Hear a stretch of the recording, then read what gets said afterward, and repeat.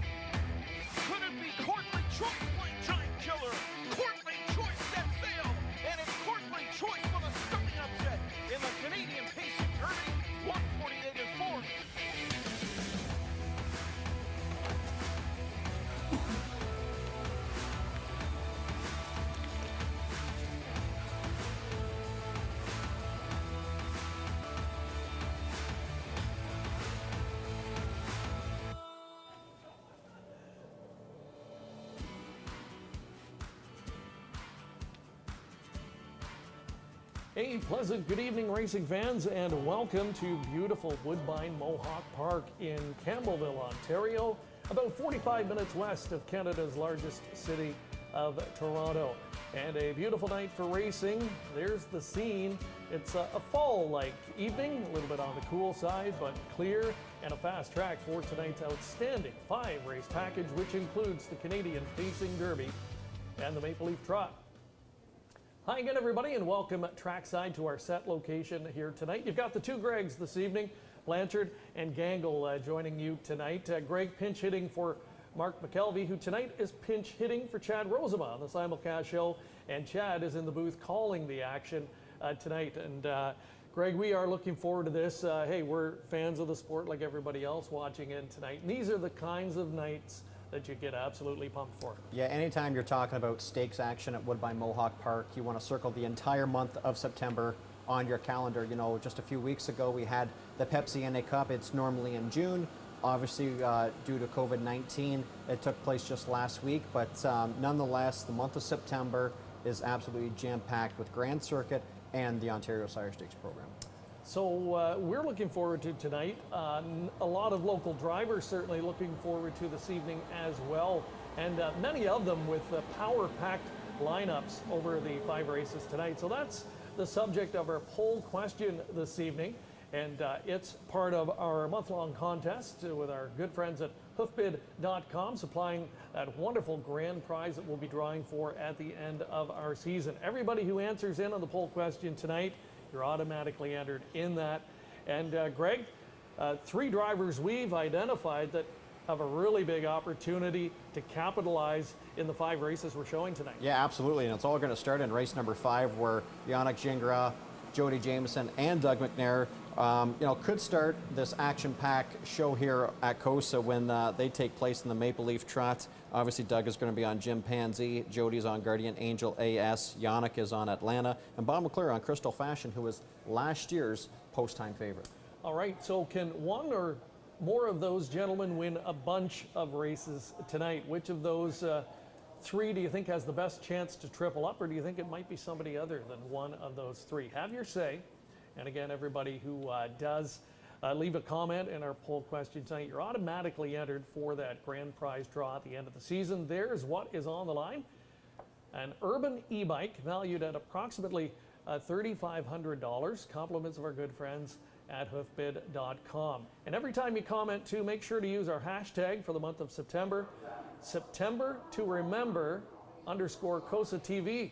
And you'll automatically be entered for another of our contests. We'll be drawing at the end of September for one of 3 $100 gift cards, compliments of COSA.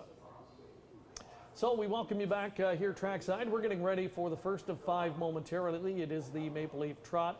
Other member of our broadcast team tonight, of course, is Jamie McDonald. She's busy rustling up some pre-race interviews in the paddock this evening. We'll catch up with her a little bit later. But let's tell you what we have coming up over the next couple of hours or so here on the broadcast. And we kick it off with a bang, the $560,000 Maple Leaf Trot, Greg, and then a mix of OSS and some Grand Circuit action leading the way up toward the Canadian Pacing Derby. Yeah, this is terrific, because if you're a fan of pacers or trotters, great news, you're going to get a glimpse of both. So we got the Maple Leaf Trot, followed by a 2-year-old OSS Colt Pace, and then the Canadian Pacing Derby Consolation, and then the Simcoe Stakes, the Canadian Pacing Derby Final, and a little bit of different format this year, Greg, with the Derby. And a little bit of a chill in the air, but all in all, a great night weather-wise. And I think we'll see some big miles tonight. We've already seen a little bit of that on the undercard. Yeah, absolutely. The weather isn't what it was like a couple of weeks ago. A little bit of cooler temperatures like you talked about. But hey, it's still a beautiful night for racing. All right, let's take a first commercial break, and when we come back, we'll set up tonight's Maple Leaf Trot Final.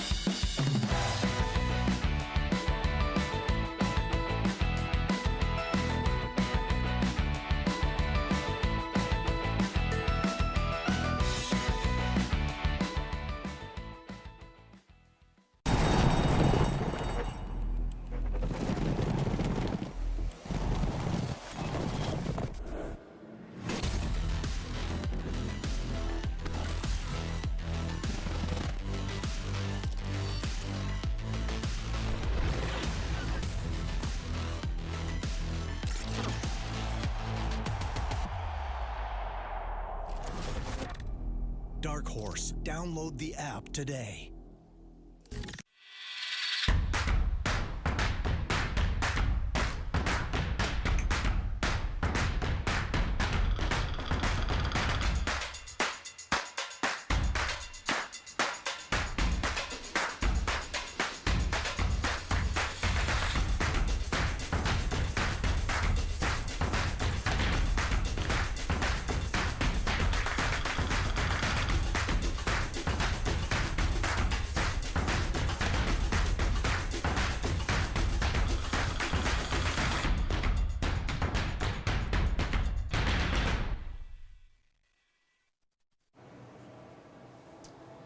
And welcome back to the show. 5 races coming up this evening on COSA-TV.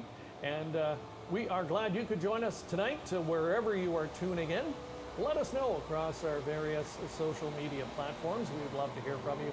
And don't forget as well to use that hashtag September to remember _COSA-TV for your chance to win. Greg Gangle, we kick it off in style with this year's edition of the Maple Leaf Trot. Some of the best older trotters in all of harness racing are here. Bit of a new wrinkle this year.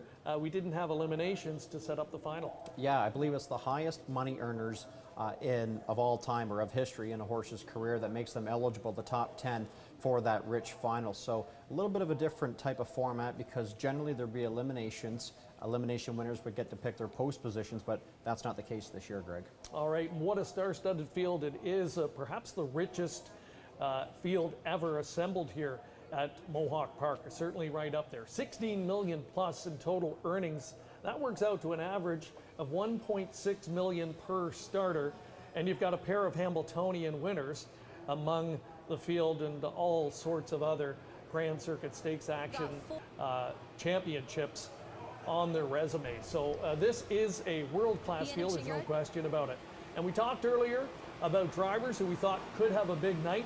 One gentleman who, not surprisingly, will be very busy again is Yannick Gingras. We've seen a lot of him over the last couple of weeks here, winning stakes race after stakes race.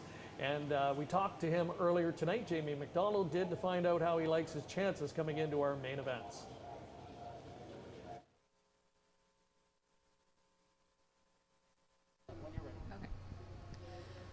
Yannick Gingras joins us now here for COSA-TV's coverage. You've got 4 in over our 5 race coverage, so let's get to it. Race 5 for our Maple Leaf Trot, you're leaving from post 4 with Atlanta. Last week in the Armbro flight, she did make a break, so what happened there? We changed the shoes on her about 4 starts back and tried to lighten her up a little bit, and she was good the first week, and then gradually she's gotten worse every week. So we went back to the old shoes. Ronnie trained her this week himself, and he said she was absolutely perfect and flawless and had a lot of trot. So I think it was just one little blip on their lines there. You just scratch it off. I think she'll be really good tonight. And she she had 3 weeks between her last 2 starts. So is there a difference when you're driving her back to back versus time off? Not for her, honestly. She's really good off the layoff. You know, she's a bit like a thoroughbred. She's not she's not a big filly, a big mare. So I don't think it really matters to her. You know, back to back last week, I did race her, even though like she made a break in the first turn, like she did go a mile. So it's not a big difference for her. Let's move on to the Canadian Pacing Derby Consolation. You're leaving from the rail, post 1 with Covered Bridge. He's had the better part of 2 months off here after making a break in the Graduate. Have you been updated on his progress? No, actually I have not, but he's a really nice horse, but I mean, I would think he's going to probably need a little bit of a run. I mean, if they're going to go 48 or 49 in there tonight, 50 even, like I think, you know, we're going to have to trip him out and see what he's got left in the stretch, you know, so it's not going to be one that I'm going to use hard or nothing like that. So try to get away somewhere mid-pack and let him pace home. Moving on to the Simcoe in race 8, Captain Nemo leaves from post 3. And you haven't driven him before, but with just 2 starts and a win this year, what are your expectations? He was a really nice 2-year-old. You know, he kept finishing second to Captain Midnight and the good colts, and also he was right up there at the top with the best of the 2-year-old crop. And obviously he must have got hurt. I'm not sure exactly what happened to him, but I was told by one of the owner that he's probably 1 start away. You know, so they like, you know, he's ready to win, but he's not ready to rough it up. You know, so same thing with him. I try to get him a good trip, and you know, with a good trip, I think he can do some damage.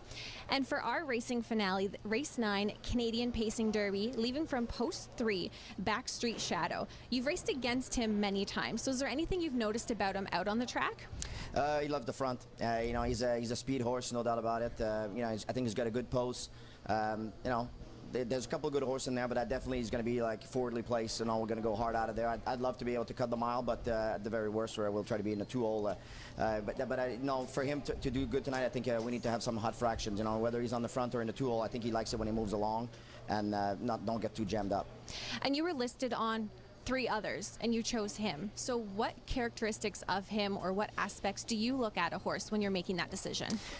The speed, the post position he was going to get, So Ronnie gave me the choice of all of them, and of course I was going to take the one where I thought I had the best chance. And when this horse drew post 3, I think it's a perfect spot for him, So the other ones unfortunately didn't draw so good, so it made my decision that much easier to take this one. But he was definitely the first pick for me.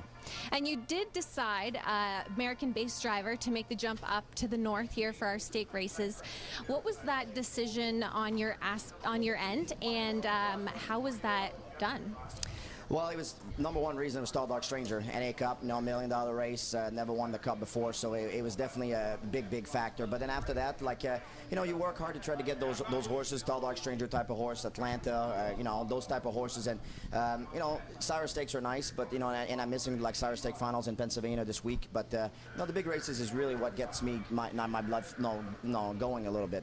That's where I get my trails, is the big ones. So and the big ones were in Canada, so that's made my decision to come here. And speaking of the horses coming back and forth, you've driven them on both sides of the border, or will. Is there a speed difference between the tracks? Well, it's a little colder here tonight, so for sure it's going to be a little slower than on the hot weather in the summer in New Jersey. But I see here so far this year, before I got here, there was some fast mile here too. So the track is really fast, track is good. But I would say at this time of year, that definitely it's a little bit slower up here than it is at the Meadowland, I'd say. Thanks for joining us, and good luck tonight. Thank you very much.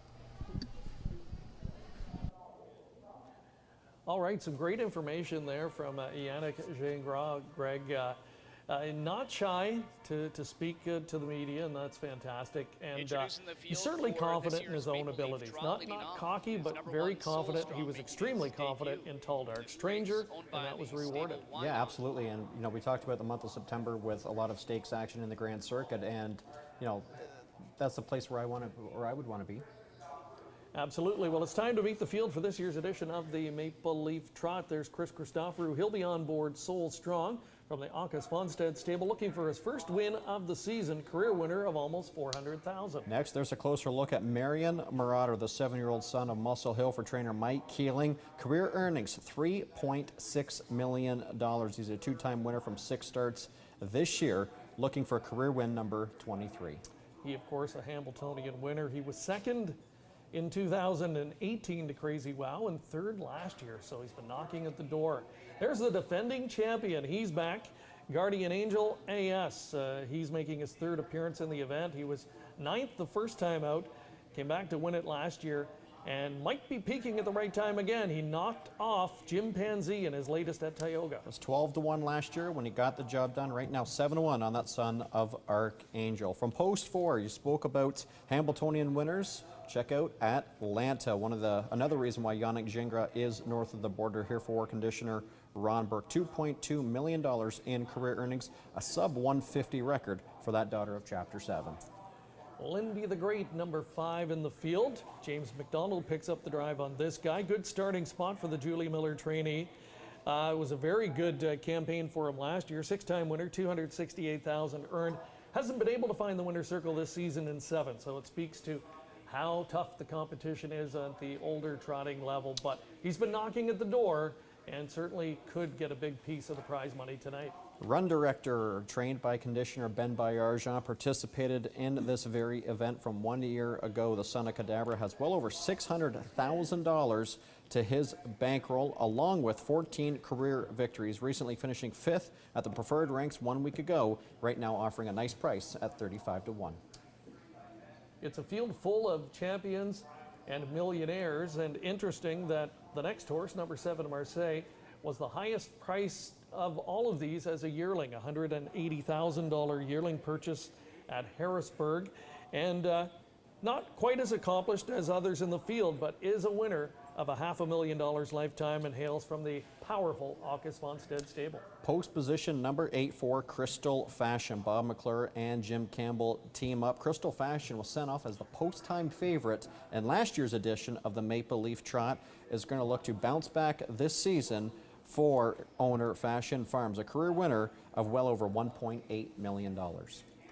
The double millionaire Chimpanzee will occupy post 9. Despite that, the 6-5 favorite currently in the betting in this 10-horse field. Chimpanzee, winner of $1.2 million last season, 8-time winner in 14, had a perfect 5-race win streak going to kick off this campaign, but suffered his first defeat last time out at Tioga Downs at the Crawford Farms at the hands of Guardian Angel AS, the defending champion in this event. Doug McNair picking up an extreme live catch drive here in Chimpanzee for trainer Marcus Mealanders. The same could be said for driver Louis Waugh for Nancy Tactor, as he will be aboard Manchego, the 149 speed badge, daughter of Muscle Hill, $2.5 million in career earnings.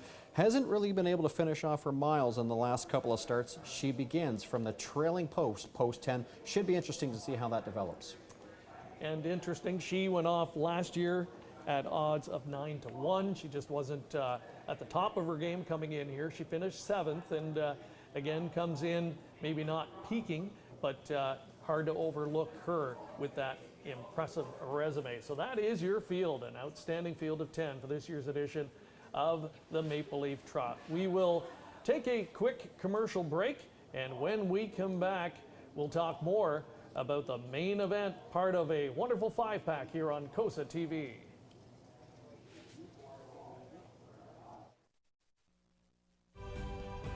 COSA, the Central Ontario Standardbred Association, proudly serving Ontario horse people with integrity and accountability. Collaborative, supportive, helping to ensure a vibrant harness racing industry. Lifetime membership is free and there are many benefits.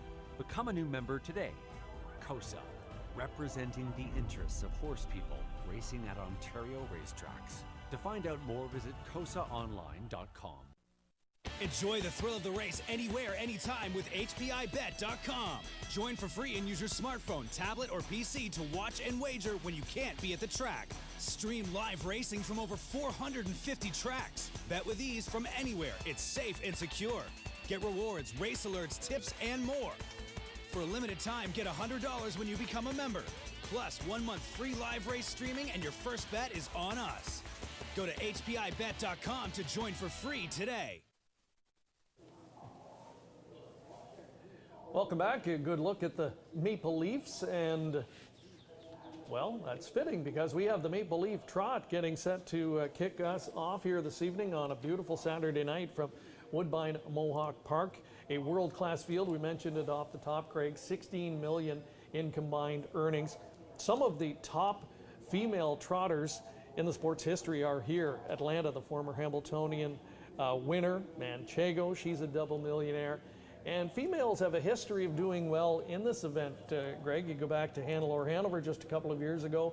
Be a Magician, Peaceful Way come to mind as well. Yeah, absolutely. When you get up to this level, you know, just with the history of what the mares can do and the type of damage that they can do against the boys, it's really no surprise that that's going to be more and more of the norm in the last couple of years. Interesting question that I have is, how is this race going to shape out? Because Chimpanzee has the 9. He starts from the farthest post to the outside. Manchego trails.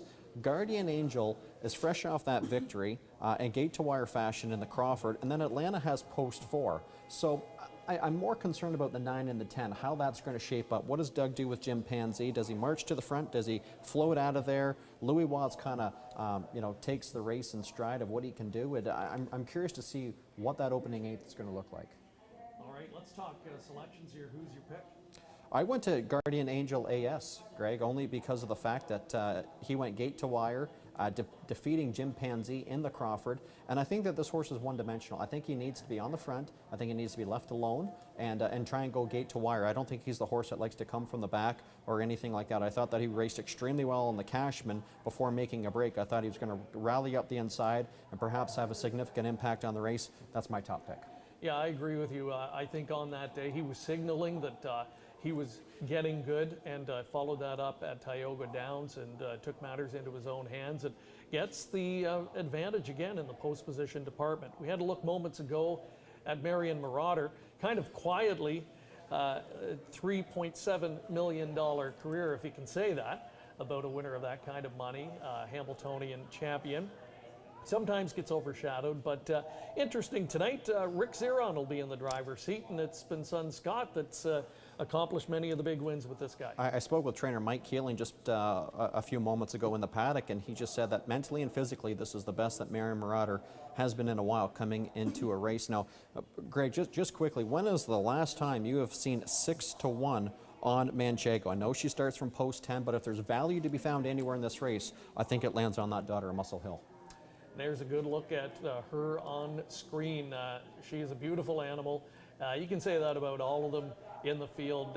This is the best of the best, and it's what it's really all about, right? And at this time of year, they've got a lot of starts under their belt. They all should be right around peak condition at this point in time, and it's going to be a lot of fun. You've got Atlanta getting plenty of tote support at 5-2. Many people believe that she can bounce back tonight as well. Chad Rosema's in the announcer's booth tonight, pinch hitting for Ken Middleton, and he's got the call of the Maple Leaf Trot coming up next.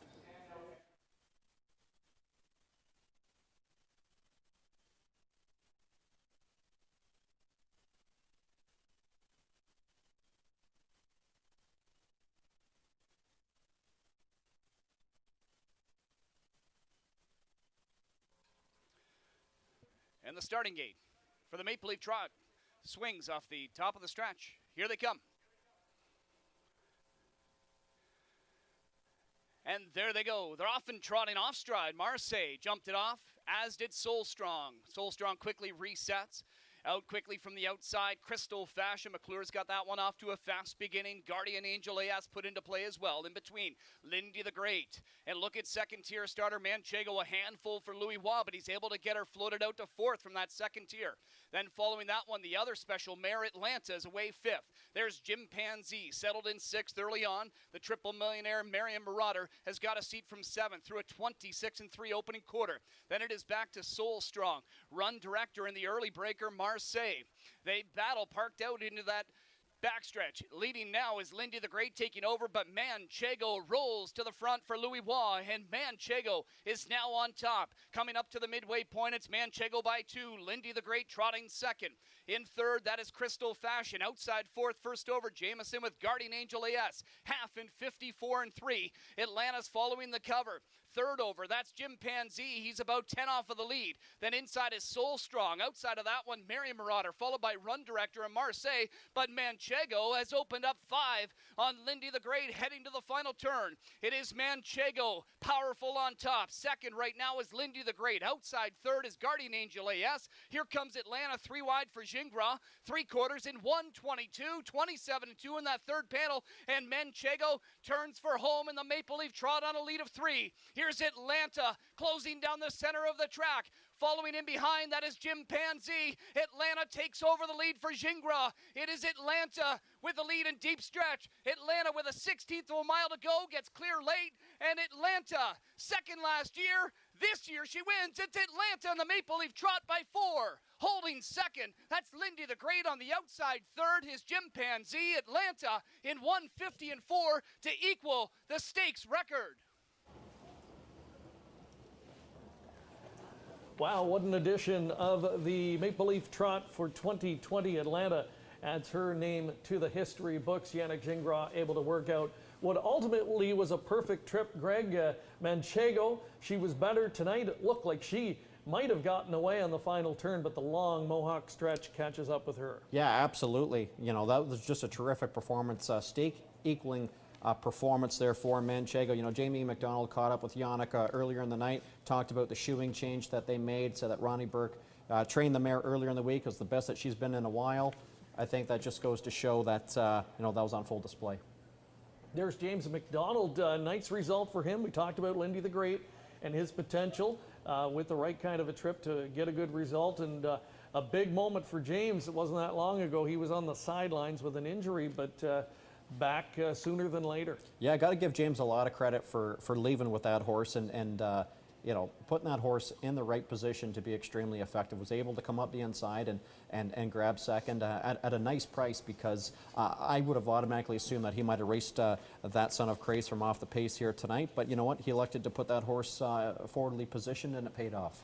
So Atlanta again adding her name to many of the great trotting mares who have been able to win this event. You go back into the mid-'80s, Greg, greats like Grade Singing and Franconia won the race in back-to-back years. Then, of course, it was Peaceful Way, the darling of Canadian trotting back in 2006 with what Ken Middleton called at the time a Maple Leaf Trot masterpiece. Be a Magician in 2015, and then more recently, Hannelore Hanover, the older stablemate to Atlanta. She was the winner, but Atlanta tonight is her moment in the spotlight on Canadian soil. And again, Yannick Gingras, he's only been up here for a couple of weeks, Greg, but making the most of his time here driving at Mohawk Park. Yeah, absolutely. He's done a lot of damage here, and it's certainly paying off. It's a big sacrifice to leave your family south of the border in New Jersey to come up here and live your dream and race at the highest level possible. And he's taken full advantage of that. And I think that this is just the beginning, because he's going to be here for the month of September.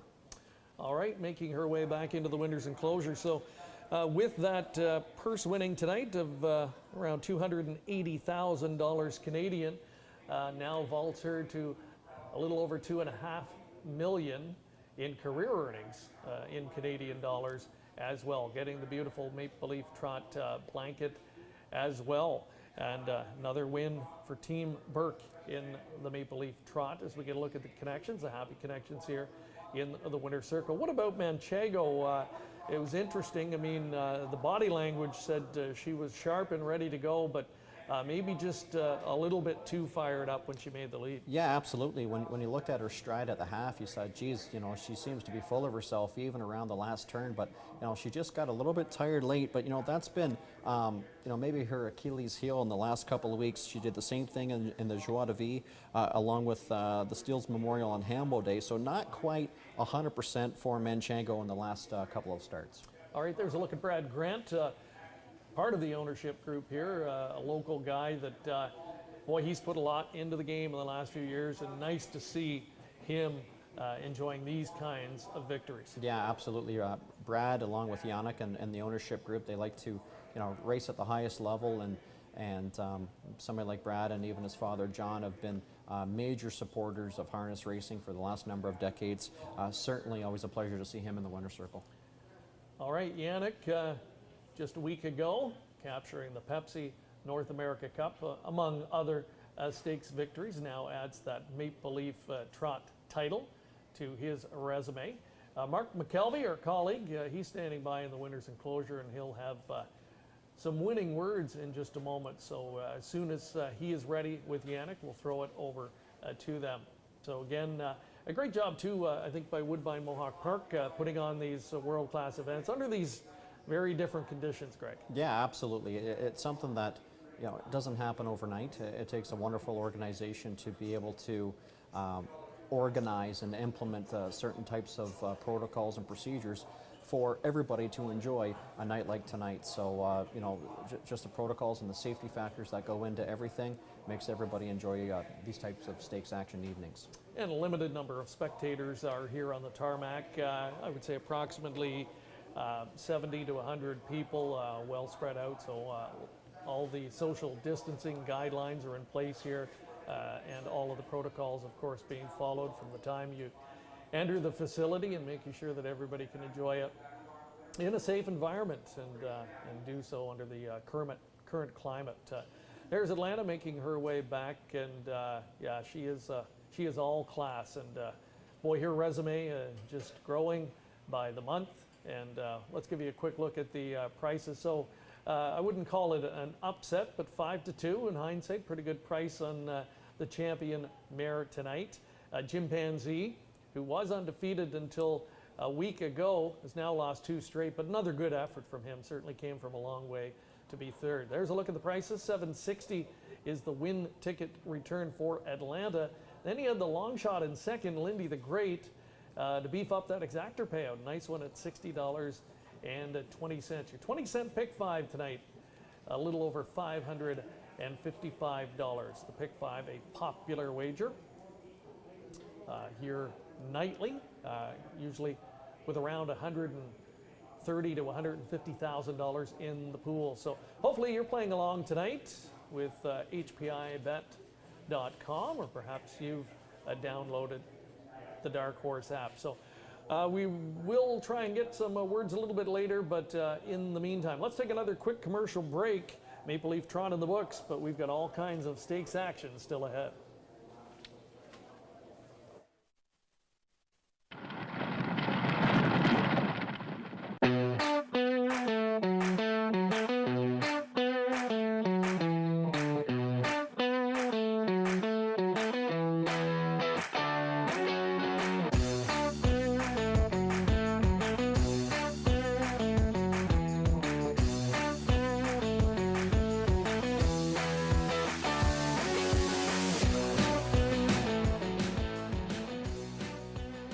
Harness Racing Update is the sport's most comprehensive and trusted news source and the fastest growing publication in the game. HRU has you covered with award-winning features and commentary from some of the sport's best writers. Stellar photography, race news, results, entries, handicapping, and video replays. The industry's most comprehensive sales results and Harness Racing's best reader feedback section. And it's all delivered free of charge to your email box multiple times each week. See why HRU is the most trusted news source of the sport's most important people from all facets of the industry. Subscribe today for free. To subscribe, just go to harnessracingupdate.com and then click subscribe for free.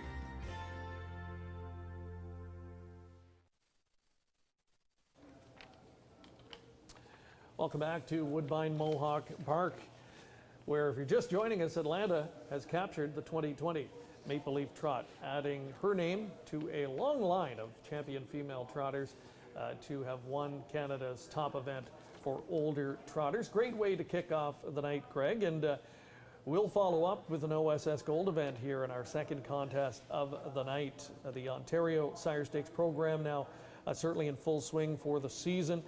We've had a good look at the 2-year-old division. It's been changing a little bit as the weeks have gone on. Lawless Shadow, a winner earlier tonight. He's an improving son of Shadow Play.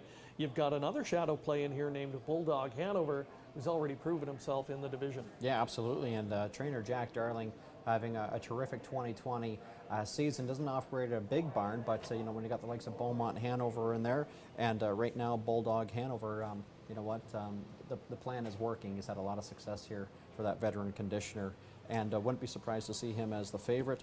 And you know, Control the Moment, a first crop sire, has his presence in this race as well. Yeah, so you know, in this program, it's deep. We've talked about the talented stallions that are standing in the province, and Shadow Play certainly among them. The Little Brown Jug champion, and having a resurgent year, I would say, especially when you look at his 2-year-olds. We talked about Bulldog Hanover. He sits third currently in the division. Desperate Man, the leader, coming into tonight with 150 points.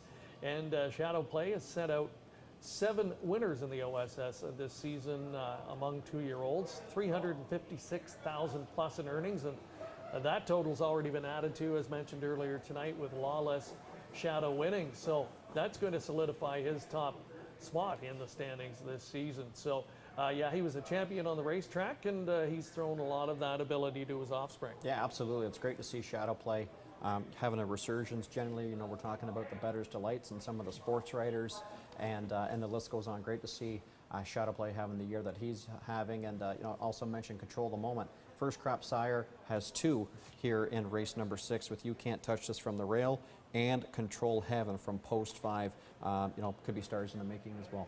And you talked about the good year that Jack Darling is having. He's got a nice bunch in his barn, including Beaumont Hanover. Tested the waters last weekend in the Pepsi NA Cup eliminations. He had been undefeated this season going in. And word is he was a little bit sick after. They found out afterward.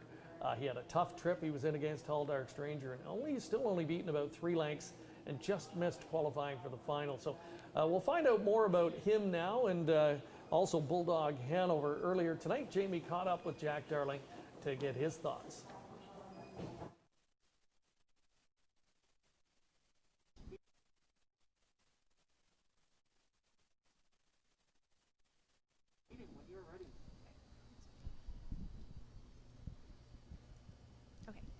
Trainer Jack Darling joins us now, sending out 2 in our COSA-TV coverage. First one ends up in the Gold OSS, race 6, Bulldog Hanover. Now, how is he training down this extended spring?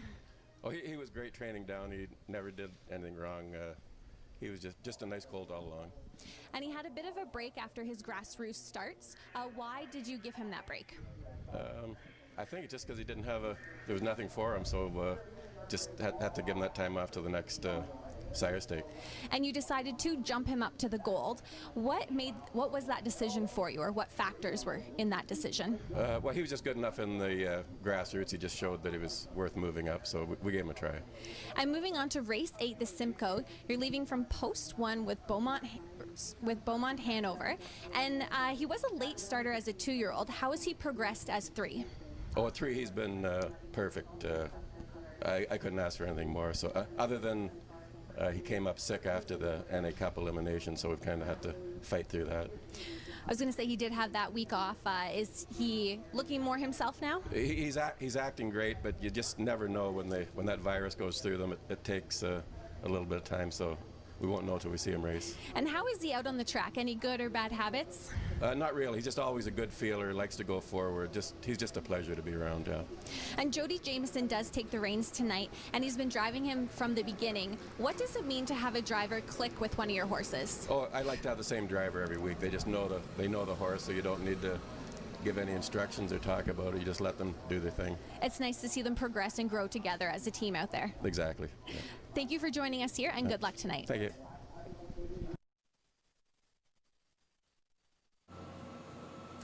All right, nice to hear from Jack Darling. And yeah, I mean, Beaumont Hanover, when you consider that there was a sickness there, first of all, you're not sure what to expect from him tonight. We'll find out more later. But it's also good news to know that, you know, there was an upside and maybe a reason he didn't perform as well as they'd hoped he would in the Olympics. I think he was about a length and a half from Tall Dark Stranger to finish 6th.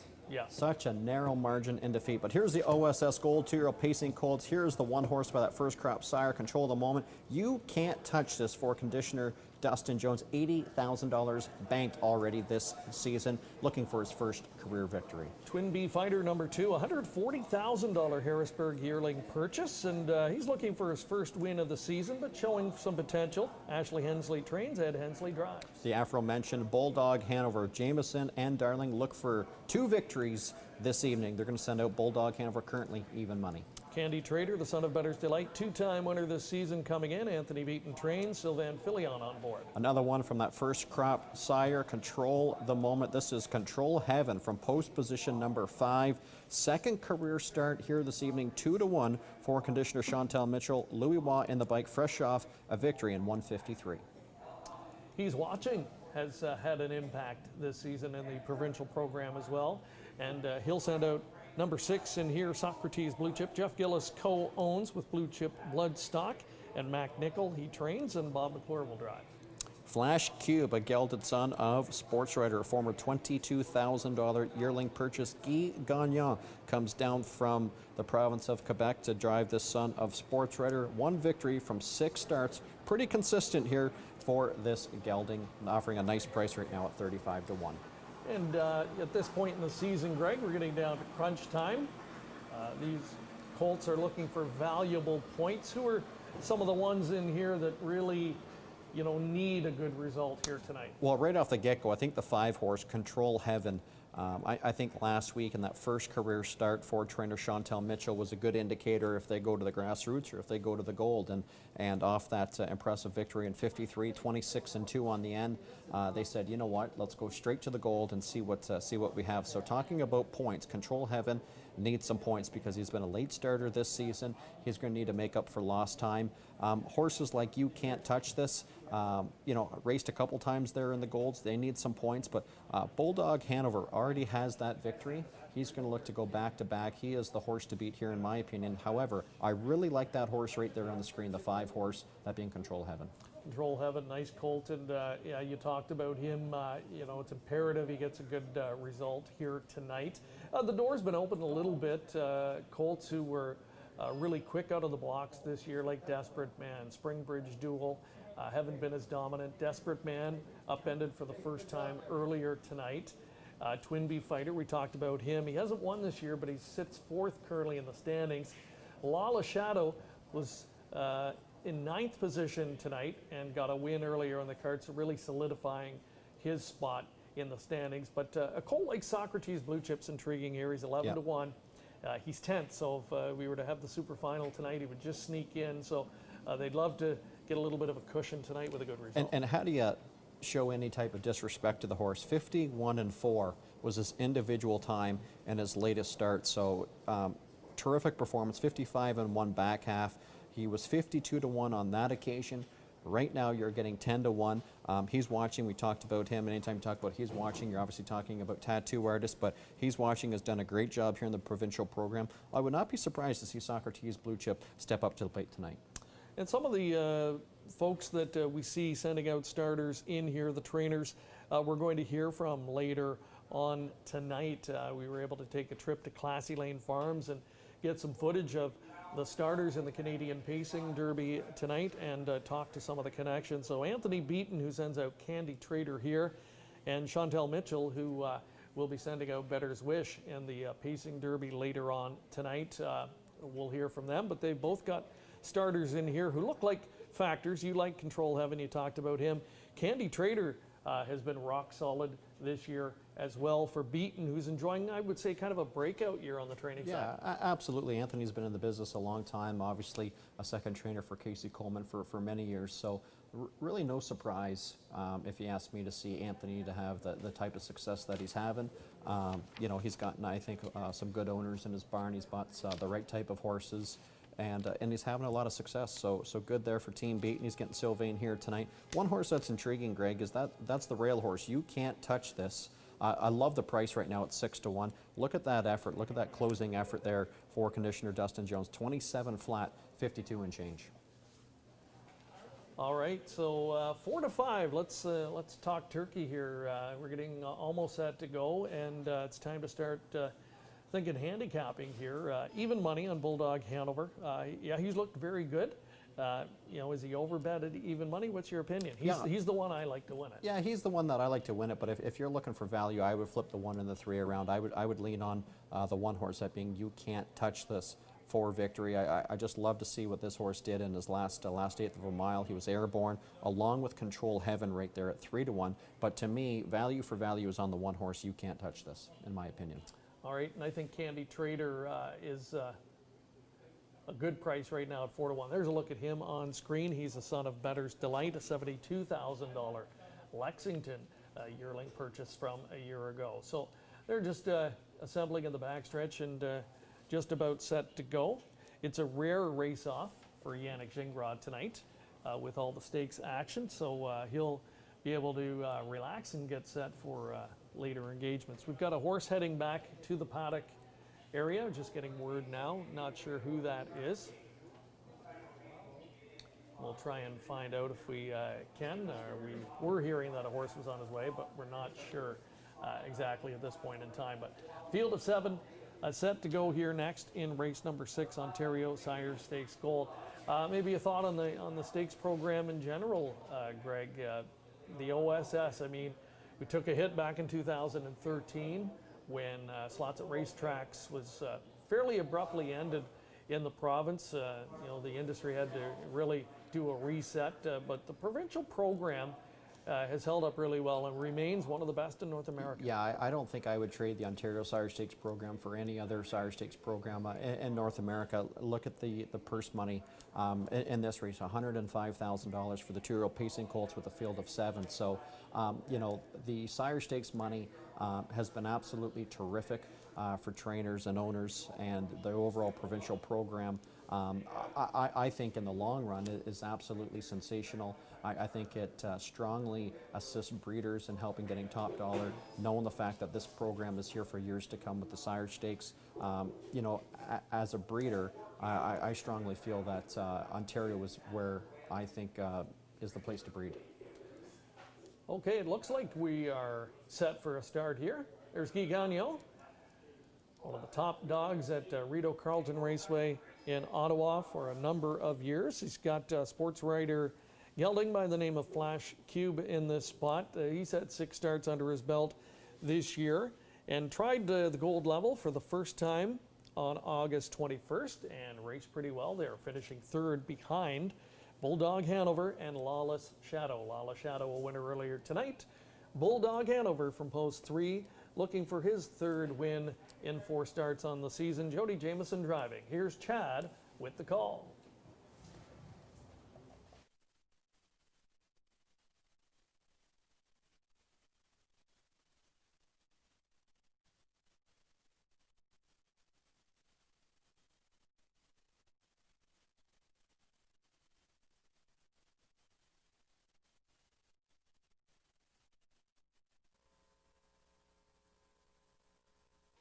Starting gate picks up speed. OSS Gold, here they come.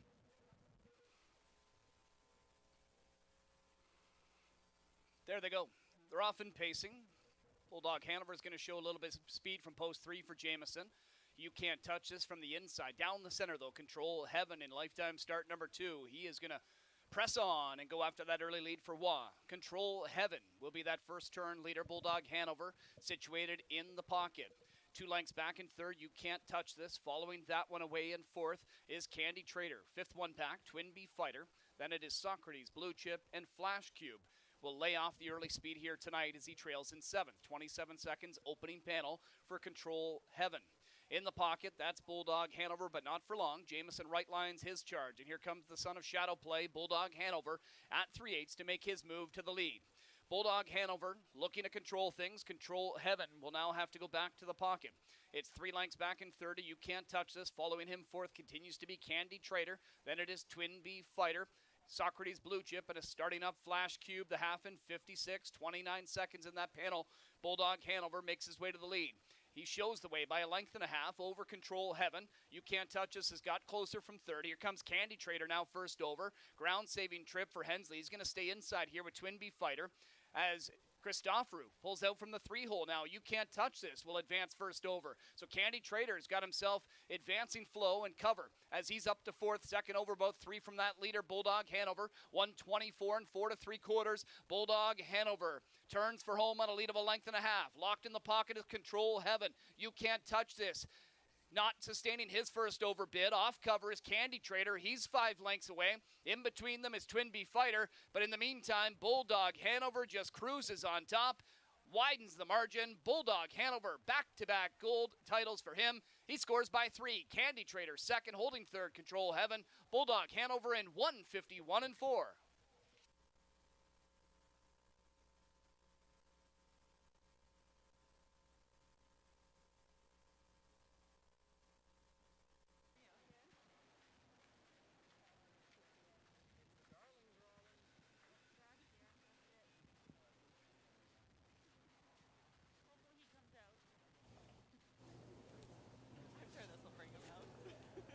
Bulldog Hanover and Double J make short work of the field there, 151 and 4. A snappy 27-second final quarter on the end. So no anxious moments for this son of Shadow Play.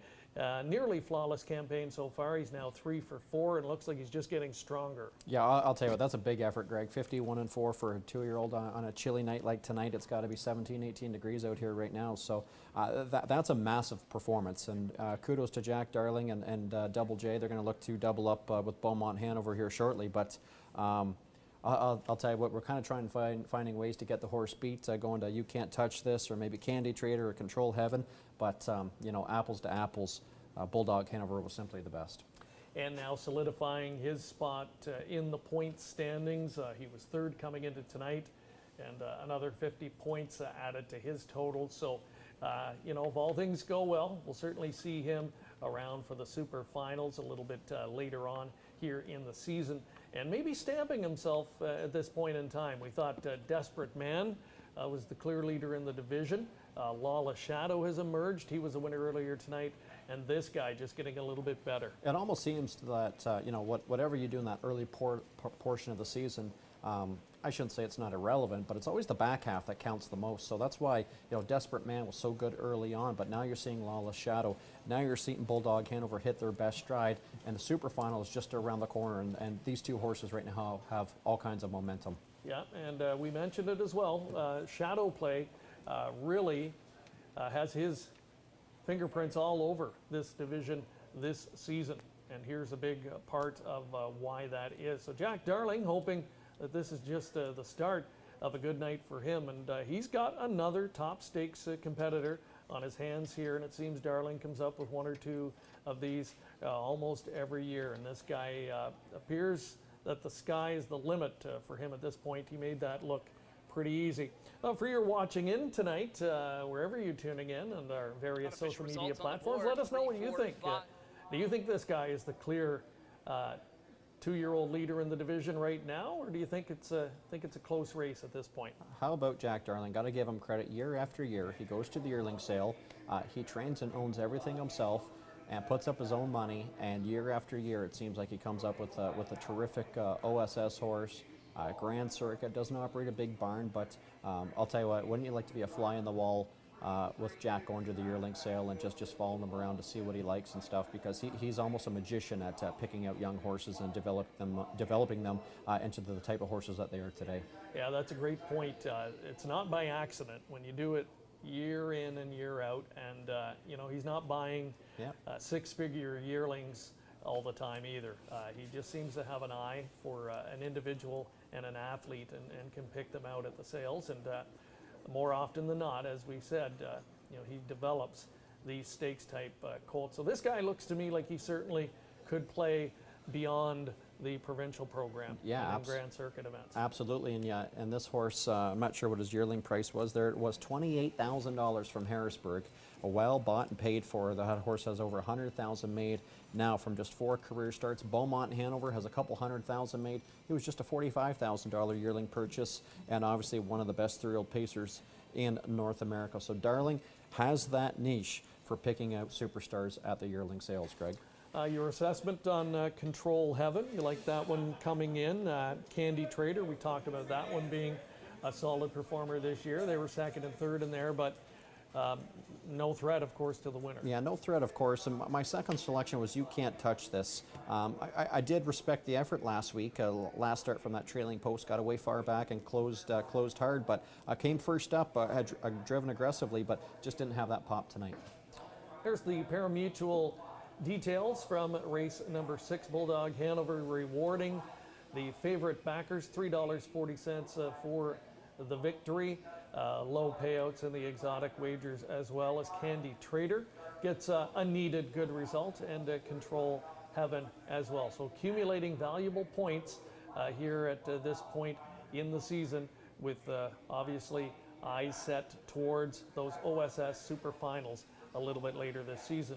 So 2 races in the books, 3 more to go on this Super Saturday night from Woodbine Mohawk Park. We'll take another commercial break. When we come back, we'll talk Canadian Pacing Derby consolation.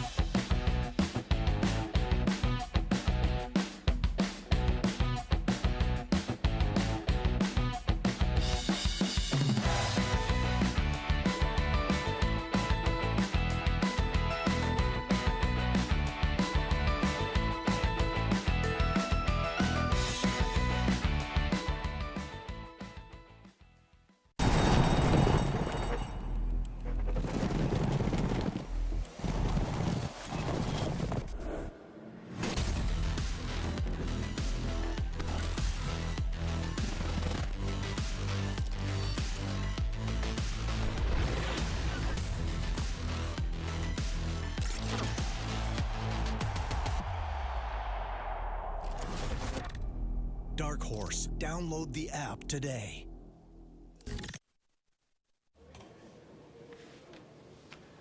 That's right. You're watching Racing from Woodbine Mohawk Park. A Super Saturday night, part of a September to remember. We certainly think it's going to be, with top stakes action each and every Saturday night throughout the month. Of course, The headline events tonight, the Maple Leaf Trot earlier this evening, Atlanta winning. We look ahead to the Canadian Pacing Derby a little bit later tonight in the final race of our 5-pack coverage this evening. Greg Blanchard, Greg Angle, welcoming you again. We hope you're enjoying the coverage so far, wherever you are watching. Let us know, leave us a comment. As mentioned, every time you do so, please use the hashtag September to remember _COSA-TV for your chance to win.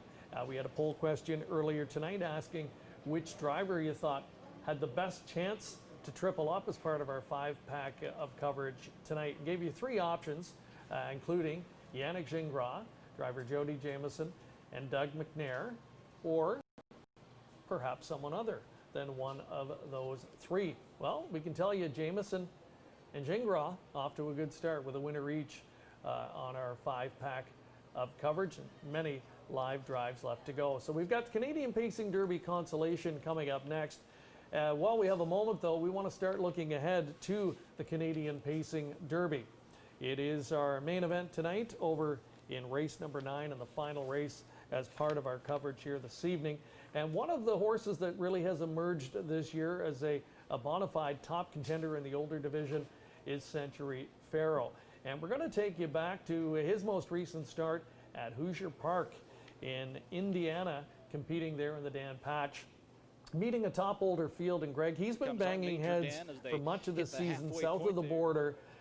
Hadn't been able to win, but had a number of good results and very tough trips, and finally got his moment in the spotlight this time around. Yeah, absolutely, and he defeated the Kingpin, that being Better's Wish, and there he is on the front. And I got to give Dave Miller a lot of credit in this drive.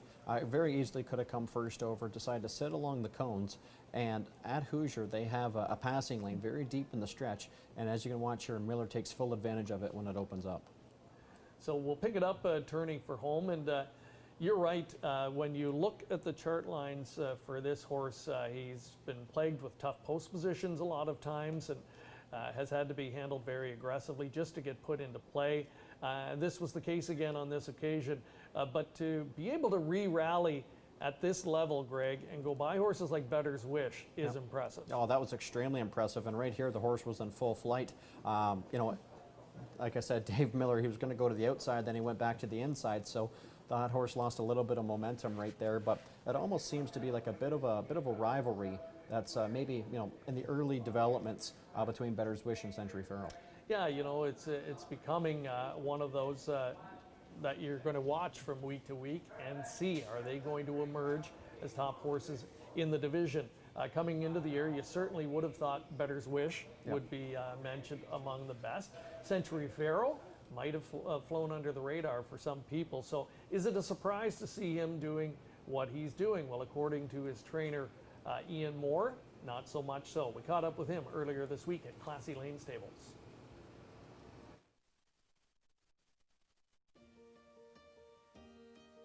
Down to the inside with a burst of speed coming through, Century Pharaoh, and Century Pharaoh will win the Dan Patch in 1:49. Hi, I'm Dr. Ian Moore. I'm training Century Pharaoh in the Canadian Pacing Derby tonight here at Mohawk. Well, Century Pharaoh actually blossomed as a 3-year-old. He, a lot of horses blossom, if you like, or mature at different times in their life. And as a 2-year-old, he was very immature and still a nice horse, but just seemed to figure it out and mature and blossom, if you like, more as a 3-year-old. And he's carried it through into his 4-year-old year. Many 4-year-olds struggle racing in open classes with open pacers. There's a lot of good, hard-knocking pacers out there, but so far he seemed to have been able to handle it okay. Am I surprised that he made the jump into open pacers very easily? Not necessarily. We've had some that do and some that don't. State Treasure struggled as a 4-year-old, and then as a 5-year-old he fit right in. And so this guy is just a tough, rugged, don't want to lose individual. He's just got tremendous desire when he sees that starting gate, and he's carried it through right into his 4-year-old year. So we're happy. We're pleasantly, you know, we're happy that it's happened, but we're not surprised. Let's put it that way. Shambhala on the far outside is reaching for racetrack and roaring up late. Question is it too late? State Treasure on the inside says yes it is. state treasurer to win the Canadian Pacing Derby, and he's done so in 1:47.4, an awesome mile for state treasurer. Yeah, I won the race before with state treasurer, the Canadian Pacing Derby, and that was one of the highlights of my career for sure. And to compare the two, it's hard to do that from year to year with different horses, but both these horses, Treasure and Century Pharaoh, they both had a tremendous desire and a will to win and compete with what they're racing against. It's been difficult, especially with the coronavirus on the go, because we've had to send them to New Jersey. I've used friends in various places in Indiana, and he did lose a lot of weight this year when he was in New Jersey. And when he came back from Indiana, he was pretty thin, but he's put it back on. We've had 3 weeks here. He's the 2-3 week periods that we've had with him here in Canada recent times.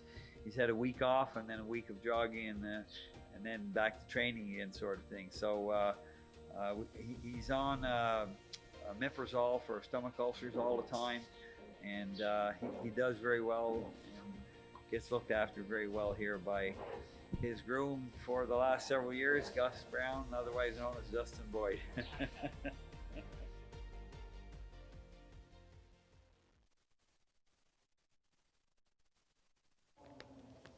So hearing there from Ian Moore, not surprised, Greg, to see the horse doing what he's doing. And I think what he says is true. When they come into their 4-year-old season, they have to show you whether they're ready to make that jump or not, and some take longer than others. Yeah, absolutely. And you know, we talked about these two horses maybe developing a bit of a rivalry where, you know, Bettor's Wish got the better end of Century Pharaoh in the Sam McKee on Hambletonian Day, but in the very next race, you know, Century Pharaoh got the job done over Bettor's Wish. So, you know, those two horses certainly peaking as 4-year-olds, and they're not the only 4-year-olds in this race. Danson Lou is as well, and you know, he is the Breeders' Crown champ along with Shake That House as a 4-year-old in this event here as well. And you know, one thing about Bettor's Wish, he's returning to Canada where it all began. He's reunited with driver Paul McDonnell. A lot of people don't remember. McDonnell was the primary driver behind Bettor's Wish as a 2-year-old. Yeah, he was, and yeah, it was interesting to go back and look at some of the old lines, and we'll talk a little bit more about that later on. But yeah, he has to be excited to get to sit behind this horse again in Century Pharaoh here tonight in his return. It's going to be fun to watch these two, but you know, let's not get focused just on these two. Plenty of other great horses in the Canadian Pacing Derby tonight, and we will find out more about a few of those coming up a little bit later. But first of all, let's have a look at the field for the Canadian Pacing Derby Consolation. And one horse that was intriguing to us is Western Joe here, Greg, you know, coming up here to race for $65,000, but he was the first AE for the Pacing Derby. So guessing that he likely came up just in the off chance that there would be a scratch and he might get to move in, but hey, gets to race for $65,000 here. Yeah, absolutely. Back-to-back sub 150 efforts, runner-up positions for conditioner Chris Choate, and right now he is your second choice right now at 3-1. Your current post-time favorite at 8-5 is Covered Bridge for Burke and Gingras, looking to team up once again. Look at the current odds board. Covered Bridge 8-5 for trainer Ron Burke, driver Yannick Gingras, the combination that captured the Maple Leaf Trot earlier this evening. He's a 3-time winner in 5 this year, son of American Ideal, coming off a qualifying effort at Freehold Raceway on August 28th. Last raced in the Graduate, where he made a break on July 4th. So a real question mark here at 9-5. I'm not sure if there's been a hotter trainer on the WAG circuit than Carmen Auciello in the last couple of weeks. He sends out points north here, a sub 150 speed badge, just under $300,000, that gelded son of some beach somewhere. Phil Hudon on board Fixed Idea, son of Big Jim, 3-time winner in 14 this year, closing in on $200,000 lifetime. Pair Simon Jameson and J.R. Plant team up. This overnight horse has got a bunch of 50 and 51 efforts. He'll need to step up here tonight, offering a price at 40-1. The classy Western Joe, number 5, career winner of $654,000, a mark of 47-3. Doug McNair on board.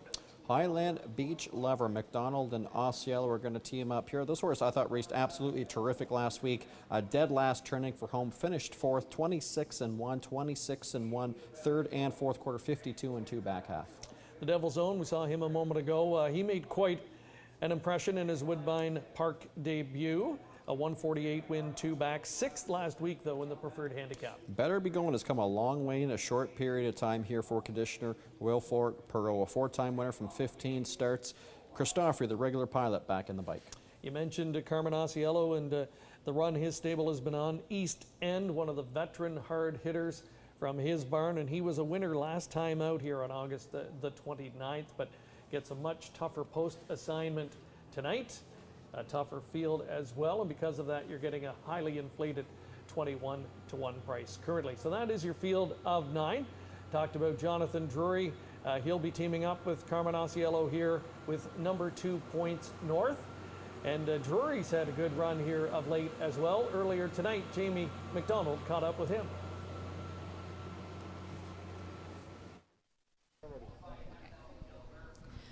Jonathan Drury joins us now, leaving from post 2 in the Canadian Pacing Derby Consolation with Points North. Jonathan, you've had the chance of 3 Carmen Asiello horses in this race, and you chose him. Why? I think I chose him mainly because he drew the better post, and I think I should be able to work out a better trip with him. Post 2 tonight, like you mentioned, what are your thoughts on just the lineup of the race? It looks like there's a bit of speed in there, and I'm hoping that I can get away close with them and follow along and hopefully get by to beat them at the end. And you've raced him the past 5 starts. How has he been week to week? He's been racing really well. He had a very tough trip from the outside last week, and I think tonight he should be able to get a much better trip than that. Thanks for joining us here on COSA-TV. No problem. Thank you. Awesome.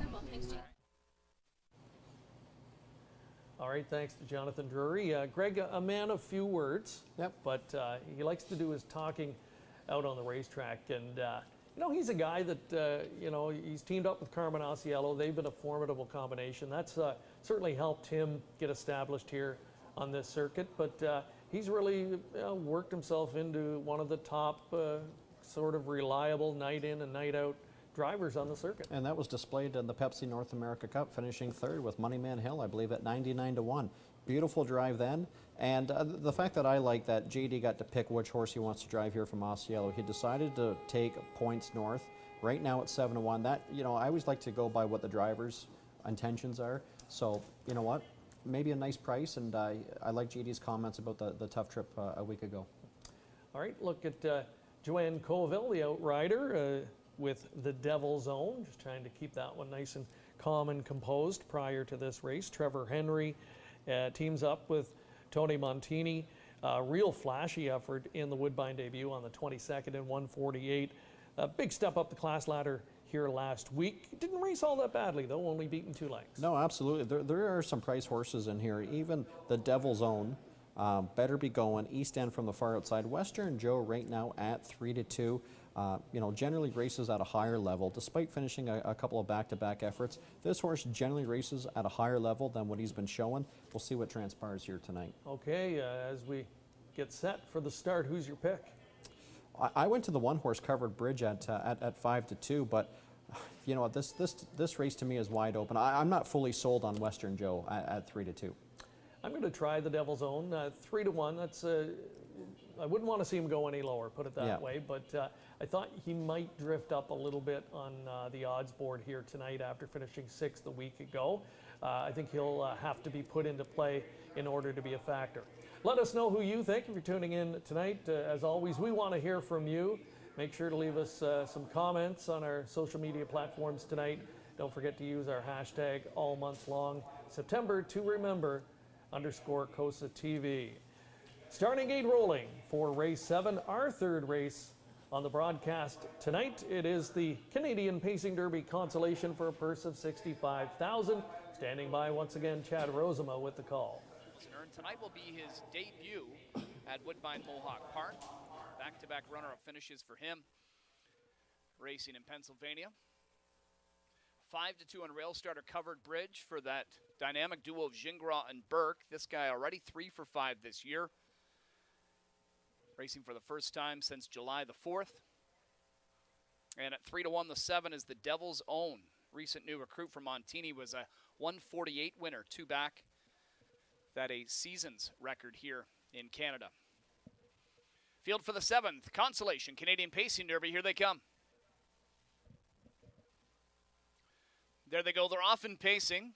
We've got speed down the center from Persimmon and Western Joe. Inside, Points North is pointed towards the front as well. And then on the outside, Henry's got the Devil's Own pacing hard. And look at the Devil's Own. He is going to sprint right out for the early command. The Devil's Own will grab the lead. Points North will pocket up.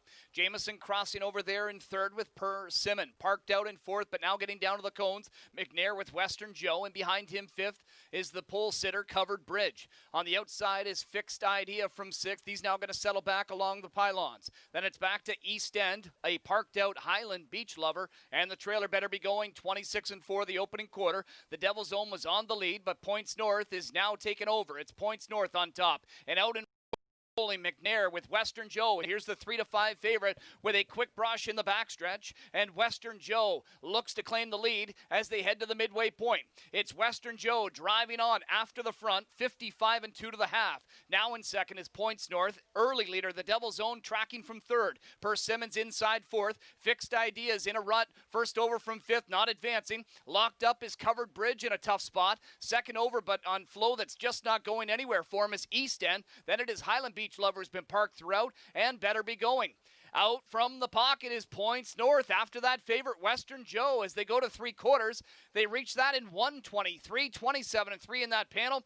And Western Joe trying to fend off Points North, who's racing huge. It's Points North on the outside, taking it to Western Joe, looking for someone from the backfield. Nobody really getting that active just yet. East End starts to close a little bit. It's Western Joe inside, Points North on the outside. These two right down to the wire. Inside Western Joe, Points North on the outside. Western Joe, Points North, Western Joe, and Points North hit the line together in the Canadian Pacing Derby Consolation. Photo finish in 1:50-2.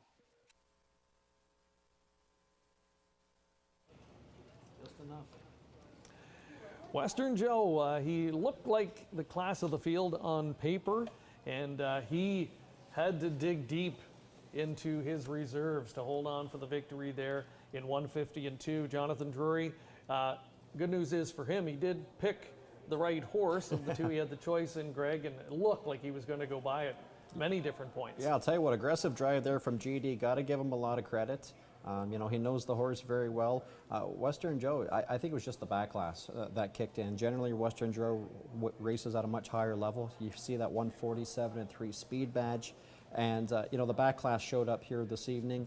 Points North generally doesn't race at that type of level, and I think it showed here tonight. However, that was a huge effort from Points North. JD used him about 3 times in the mile. And as we watched the late portions of the stretch drive and the cable cam, yeah, you could see it there.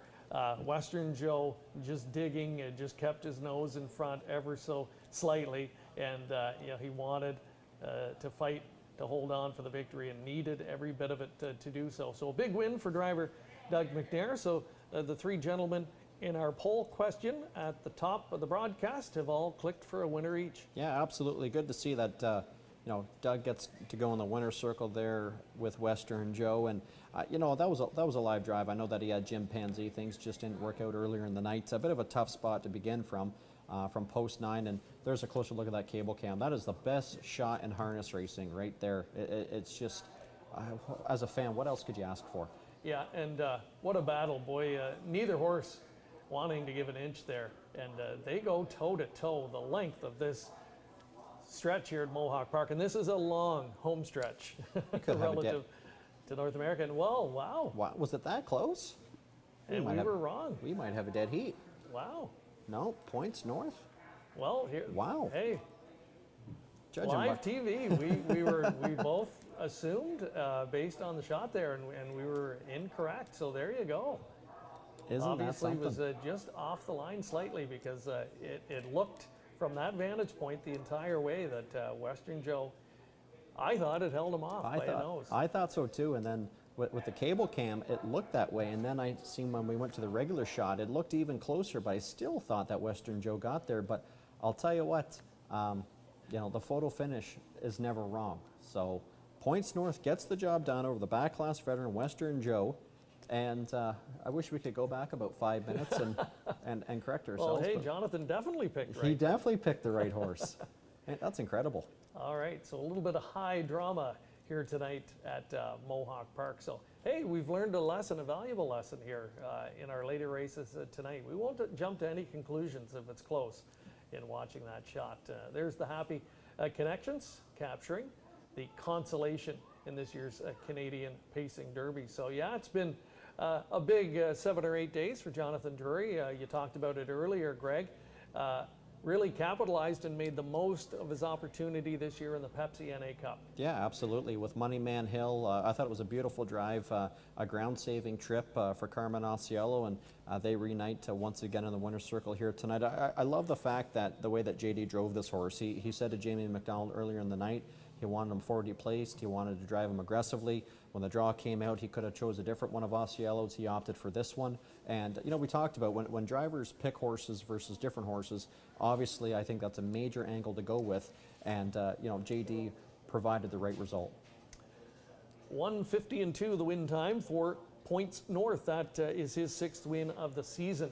And the beat goes on for trainer Carmen Auciello on one of the best runs that we've seen a stable, a local stable go on for quite some time. Absolutely. Look at that exactor, $94.40. The 20-cent try, well over $100.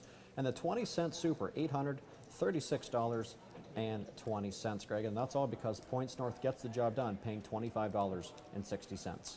And that early pick 4 result tonight, that's a good one as well. 20-center at just over $118. A 20-cent pick 3 at $42.10. So our first real long-priced winner on our coverage this evening, compliments of Points North, Jonathan Drury. They engineer the upset in the Canadian Pacing Derby consolation. So we're just over halfway home here tonight in our 5-race coverage. We thank you again for joining us this evening. Time for another commercial break. We'll be back with more in a moment.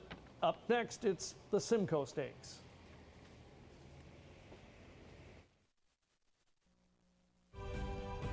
COSA, the Central Ontario Standardbred Association, proudly serving Ontario horse people with integrity and accountability. Collaborative, supportive, helping to ensure a vibrant harness racing industry. Lifetime membership is free and there are many benefits. Become a new member today. COSA, representing the interests of horse people racing at Ontario racetracks. To find out more, visit COSAonline.com.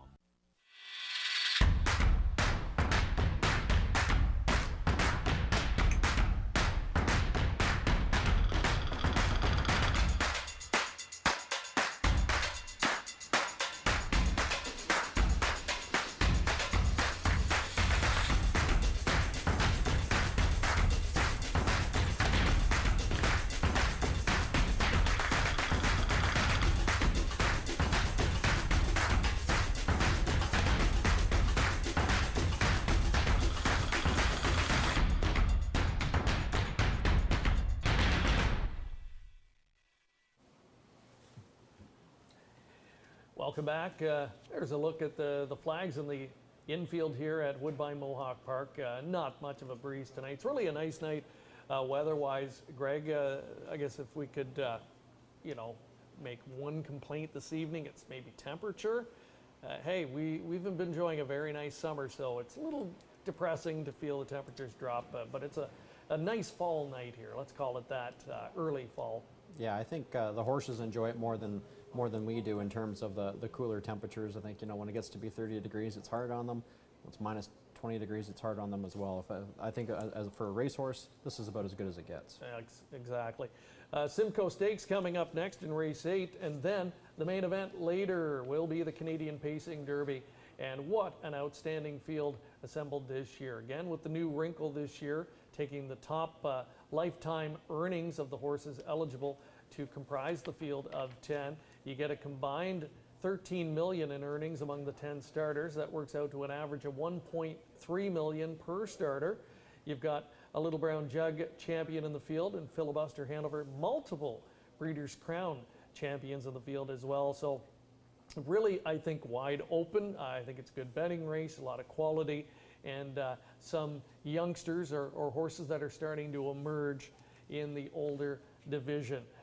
As we look ahead that main event a little bit later tonight. One of the high-profile horses certainly coming into this season, and he hasn't disappointed so far, and he'll be one of the favorites tonight in the Canadian Pacing Derby, is Bettor's Wish. And in Canada, he's been relocated to the stable of Chantel Mitchell. Earlier this week, we took a trip over to Classy Lane and chatted with her about her prized pupil going into the Pacing Derby.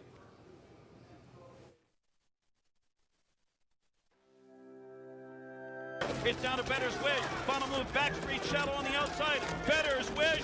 Bettor's Wish. Bettor's Wish. Backstreet Shadow. Century Pharaoh. 147-3. Hi, I'm Chantel Mitchell. I'm the person of confidence for Chris Ryder with Bettor's Wish, racing tonight in the Canadian Pacing Derby. He's pretty much the same horse all the time. He's grown. I noticed that he grew quite a bit more throughout his 3-year-old year. This year, I was curious to see if he'd be a little bit more steady because he was breeding mares all winter, but he's still the same relaxed, cool Bettor's Wish that he always was. He has a great personality. He's pretty quiet, but when you take him to go outside, he plays a lot. He likes to throw his head. The only thing that he does wrong is he bites. Other than that, he's the nicest stud you would ever meet. You'd never even know he was a stallion. I think he's ready. He's put out some great races, a couple. That's kind of how he is. He can go a huge trip, and then the next week, if it just doesn't work out, somebody gets a better trip, he'll get beat. But he always puts 110% out on the track. To have guys like Chris Ryder want to send me a horse like Bettor's Wish, I'm always excited when he tells me he's coming up, or when he sends any horses, just like Party Girl Hill this year or Stonebridge Soul. It means a lot to me that he and his owners do have faith that I'll look after them like they're my own, and that's the way I like to run it. So I'm glad to see that it worked out.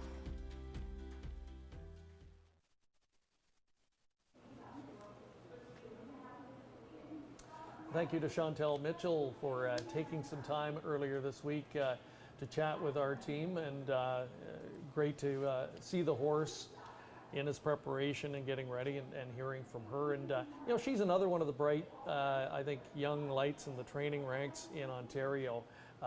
Runs a real professional operation. She's had good results the last few years with some top flight horses. Yeah, absolutely. Her and her partner, Krista Shenjo, do a great job over there at Classy Lane Training Center. Obviously, Alicorn in the last couple of years. And for somebody like Chris Ryder to send horses north like he does every year to Chantel Mitchell, obviously is a major vote of confidence, because Chris himself is a very accomplished trainer. All right, as you can see, we're trackside here, a beautiful perch at Woodbine Mohawk Park. A little bit different than normal. Typically on a Saturday night with a stakes-laden program like this, it'd be a beehive of activity behind us, but only a limited capacity. We're certainly glad we got these nice COSA jackets. Yes. I know that. Yes. It will be chilly out here tonight in a golf shirt. Big shout out to Katie Jean Miller, yes, who did the logos on these jackets. The seamstress. For us. Yeah, she's multi-talented, and yeah, we thank her for the wonderful job. Let us know what you think. Again, we'd love to hear from you tonight. I'd be interested, did viewers, did they get fooled on that camera shot like we did? Let us know. I hope nobody threw tickets away. I hope not. Right? Just based on what we said. Exactly. Always hold on to your tickets. That's, of course, a general rule when you come to the racetrack. No question about that. But we, again, want to remind you that we've got a couple of contests happening here this evening. And our poll question, we asked you off the top, we wanted to know which driver do you think could win a bunch of races? Well, it's interesting, the three guys that we had named in the poll, the wins have been spread out between them so far. But every time you enter or answer our poll question in any of our COSA-TV shows, automatically entered for the Urban e-bike, a wonderful prize, and we'll be drawing for that during our grand finale. So again, here was the question that we put to you earlier. Wanted to know which driver had the best chance to win a bunch of the races on our 5-pack tonight. They all had strong lineups coming in: Jody Jamieson, Yannick Gingras, Doug McNair, and all three have had a winner so far in our coverage, with 2 more left to go, including the Canadian Pacing Derby a little bit later. We'll have a new segment tonight as well coming up, a guest handicapping segment. So reminding you that we've got our hashtag contest running throughout the month of September. because it's such a fantastic month, we're covering all of the events live. I want you to use the hashtag September to remember _COSA-TV, automatically entered for a chance to win a great prize at the end of our September 26th show. In conjunction with that, a guest handicapping contest tonight, Greg, where we've got a guest handicapper over the next 4 weeks coming in. Going to give them a $100 gift card, compliments of COSA to make wagers on the feature race. And our colleague Mark McKelvey is first on deck tonight, so we're going to catch up with him prior to the Pacing Derby and see how he played that. And any winnings are going to go to the Adoption Society, OSAS, and Wonderful. Really a worthwhile cause. Yeah, absolutely. Joanne Colville and her team there do a tremendous job fostering retired standardbreds. So no greater cause within the industry than OSAS. Yeah, so we thank COSA for coming up with that contest. Again, each guest handicapper over the next 4 weeks will get $100 to start. Any winnings they have from their wagers will go to OSAS, and COSA is guaranteeing a $500 donation. So even if the guys get shut out, which we know they won't, when you've got handicappers like Mark McKelvey, Garnet Barnsdale's lined up to join us, Robert Reed Jr., and I'm hearing Chris Roberts, our buddy Chris Roberts, who's down in Nova Scotia these days, running a couple of casinos down there. I believe it's his birthday, by the way, if he's watching. Happy birthday to Chris. I believe he's even going to join in and offer his handicapping expertise. He's got to be, what, 25, 30 now? Shout out to our good friend Chris Roberts. Yeah. Out Happy east. 25th. Happy 25th from all of us here at COSA-TV. All right, we're waiting. We've got the post parade coming up here in a moment. We'll take another quick commercial break, and when we come back, we will meet the field for tonight's Simcoe Stakes for 3-year-old Colt Pacers. It's coming up next.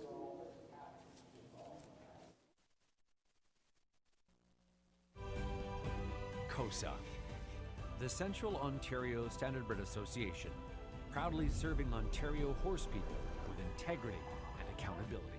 Collaborative, supportive, helping to ensure a vibrant harness racing industry. Lifetime membership is free and there are many benefits. Become a new member today. COSA, representing the interests of horse people racing at Ontario racetracks. To find out more, visit COSAonline.com.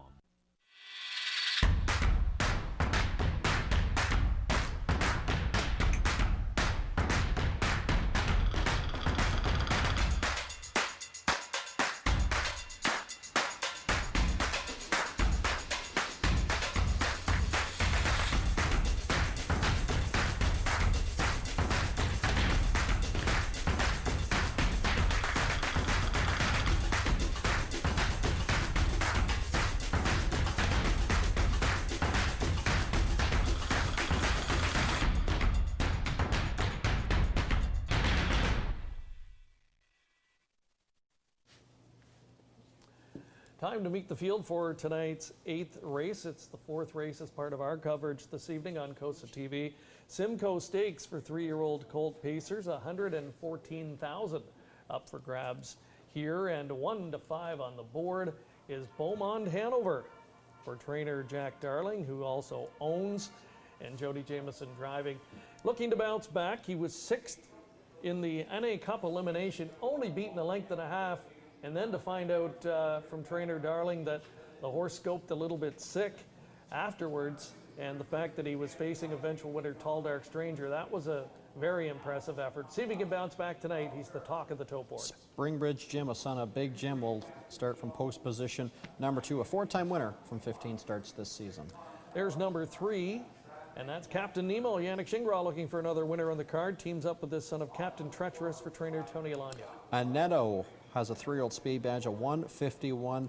A disappointing effort in his NA Cup elimination for conditioner Rod Boyd. He'll look to bounce back. Another hard-hitting son of sports writer. His name is Mayhem Hanover. Doug McNair looking for back-to-back wins. War We Vital, fresh off a gate-to-wire scorcher, 149 flat, 27 flat on the end. If there's one horse that can beat Beaumont Hanover, it's War We Vital. And Y.S. Mathis is number 7. That moniker used for all of the Yves Sarrazin-owned horses. A prominent Quebec owner, Richard Moreau trainer, and Sylvain Filion in the driver's seat looking for his 3rd win of the campaign, closing in on $300,000 in career earnings. Top-notch field of 3-year-old colt pacers getting set to square off here, but Beaumont Hanover, overwhelming favorite right now at 2-5. Next door neighbor Springbridge Jim.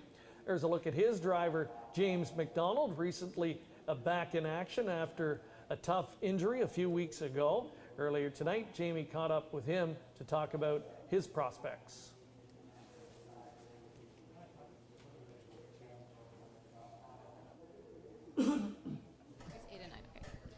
James McDonald joins us now, sending out Springbridge Jim in the Simcoe from Post 2. Now, you've been driving, been back and forth on him for a while now.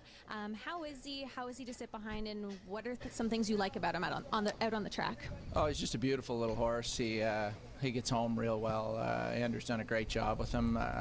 He ships back and forth a lot from Rideau, so unfortunately he doesn't get around Rideau quite the same as he gets around here, but he loves this track, and he's never really put in a bad race here, so I expect a good effort from him.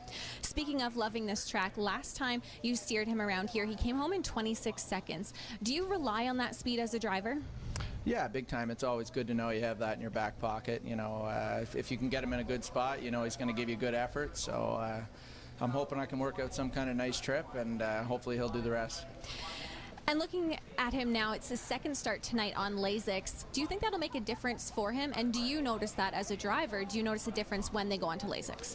Big time, especially the second start. You know, we always heard it when we were kids, and you know, everyone always says that the second start on Lasix is usually the big tell if it's going to help them a lot. And you know, even the start, he come 26, he gave me a wicked move, and then right before the wire, he just kind of let go. So I would be really surprised if the Lasix didn't help him.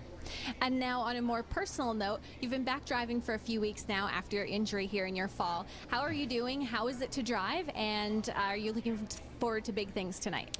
Yeah, I mean, I was been really lucky. It doesn't bother me at all on the race bike. I feel like $1 million, and I'm hoping for good things tonight. These, you know, you never want to miss these big money events, and you know, I'm just hoping the stars align for me tonight, and I can get one of them or both of them home. And let's move on to the second one here on our feature on COSA-TV, the Canadian Pacing Derby, Race 9, Dorso Duro Hanover, Post 8. What are your thoughts on him and the race in general? Oh, it's a stacked field. I mean, just top to bottom, it's a great bunch of horses. I don't know. I'm just going to see how it plays out. You know, it looks like the horse is coming in on really good form. Like he was airborne last week finishing, or last start. So, you know, I expect him to give me a good effort, and just hopefully I can map out a trip that gets us a very good chunk, and hopefully it all. And a horse coming in, like you said, you haven't driven him. How do you prepare for this race? I've watched some replays on him. I mean, I didn't need to watch a lot of them because I do see the races he's in. You know, a lot of those big events are easy to see throughout the week, so I know a little bit about him. I talked to Yannick, talked to you know, whoever I can to get some inside information, and aside from that, you know, it's just another race, and hopefully it works out good and the horse ends up in the winner's circle. Good luck here tonight. Thank you very much.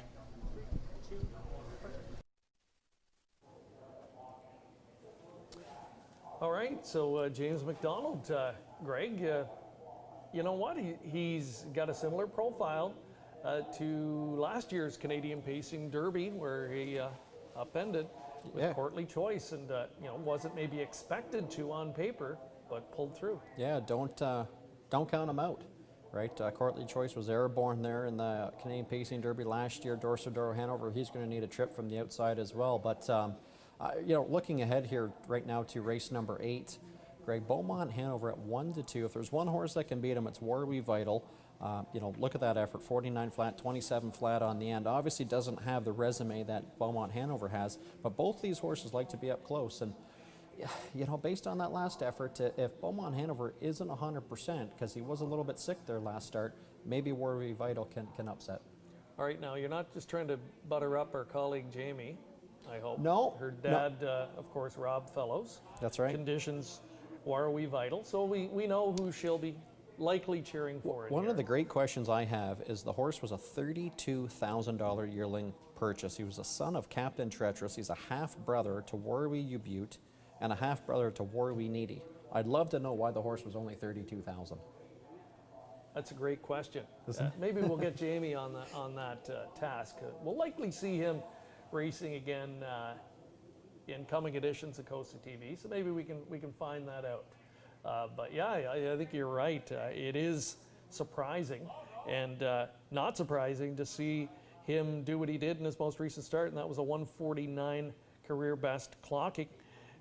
This guy's really relatively lightly raced compared to some of the others, so I think there's still a lot of upside for him, and the public's giving him a shot tonight at 5-2. The wings of the starting gate have opened, and the 3-year-old Colt Pacers are assembling for tonight's 8th race.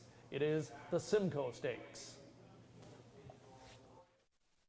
But as conditioner Jack Darling mentioned, still a big back half despite the tough trip. He, like other students in his barn, did have to deal with a virus, but he's cautiously optimistic that this horse is going to bounce back here tonight, as did Bulldog Hanover just a couple races back. 5-2 next. Closest on the board is the 6 Warwe Vital, well-bred Captain Treacherous colt that is just coming into his own off that 1:49 winning effort back on the 28th. It's post time for the 8th race. Here they come.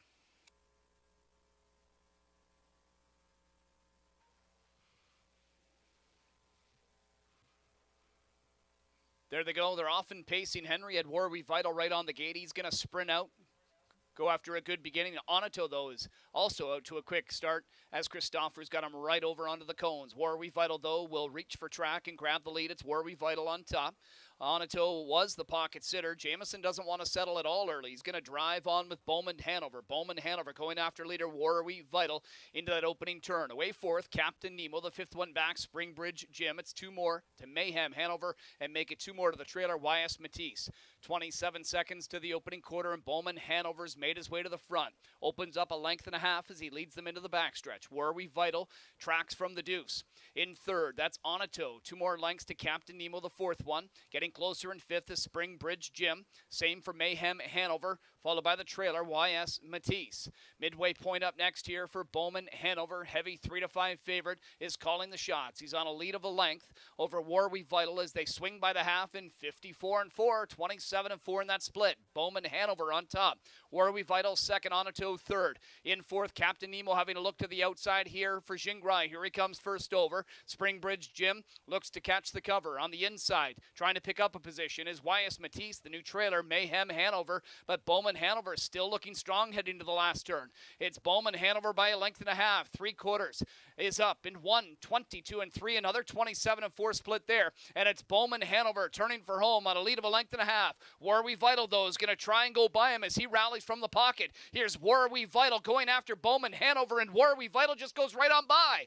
It's Warwe Vital winning by open lengths here as he just draws away in deep stretch, and Warwe Vital impressive in his Simcoe Stakes victory. He'll win by 4. Bowman Hanover second, Mayhem Hanover up for third. 1:49-1 for Warwe Vital.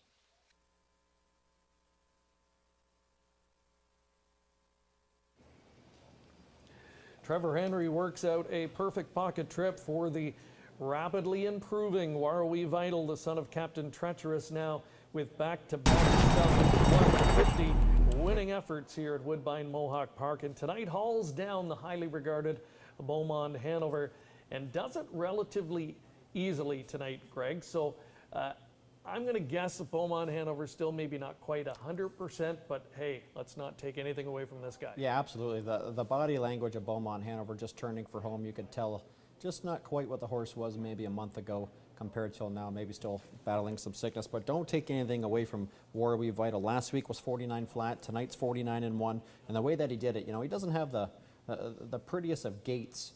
It almost looks like he kind of gets close to his knees there, but I'll tell you what, a super confident drive by Trevor Henry to capture this division here, the Simcoe Stakes, and this horse is starting to turn into the real deal. You know, we talked about his breeding and the fact that he was only a $32,000 yearling purchase, but I'll tell you what, talk about a bargain. Absolutely, you know, and they're going to have a lot of fun with this guy, it appears, as we move down the road. And not sure what will be next on his plate, but you know, they've got certainly some options, and he looks like he's a player now with back-to-back sub-150 victories, and he did that fairly easily, Trevor Henry, just keeping his mind on business in the stretch, and didn't need to do a whole lot of urging to get him there. So here he is making his way back. A son of great memories, the Apache's fame mare, who you mentioned, has been an excellent producer to this point, and has another really good-looking youngster on her hands here. And with that victory now, it's going to put him over $100,000 in seasonal earnings, by far his biggest payday so far in the $114,000 contest. Beaumont Hanover, yeah, just an assessment of him. Yeah, just didn't have a lot of fight when the horse pulled out of the pocket, but you know, that race will serve him well and get him back on track, I'm sure. Yeah, I'm sure they're going to treat this as a bit of a disappointing effort. I think they're going to go back to the drawing board. You know, I would safe to assume the horse obviously isn't 100% right. You know, maybe needs another week or two to clear up the sickness, but I wouldn't take anything away from Warby Vital. You know, even if they went toe-to-toe, 49-1, that's a big effort here. I think that was probably more of an impressive effort tonight than it was last week, given the cooler temperatures. Yeah, interesting note in here. You talked about Warby Vital, who appears at this point like he was an absolute bargain for $32,000, a son of Captain Treacherous. On the other hand, another Captain Treacherous in the field, number 3, Captain Nemo, a $400,000 yearling. Last year he went winless in 5. He had seconditis. He was second in all 5 starts on the season, and he is a winner though this season. He's 1 for 3 now after tonight, but it appears like Warby Vital, certainly the better purchase price, at least at this point in their career. Yeah, at this point in their career, that's right. Let's take a look at prices here as Warby Vital gets the job done here in 149 1/5. Beaumont Hanover there was second. And momentarily we're going to take a look at these prices. Here they are, $6.10, $2.50, $2.10, exactor $10.60. The 20-cent try, $2.17. And how about that 20-cent super, $11.50, with Mayhem Hanover finishing 3rd and a Netto for Christofru finishing 4th. So Warby Vital, Beaumont Hanover, Mayhem Hanover complete the top 3. 4 races in the books, and we've got one more left to go tonight on COSA-TV, and it is a dandy. It is the $540,000 Canadian Pacing Derby. We'll talk more about that coming up after this break.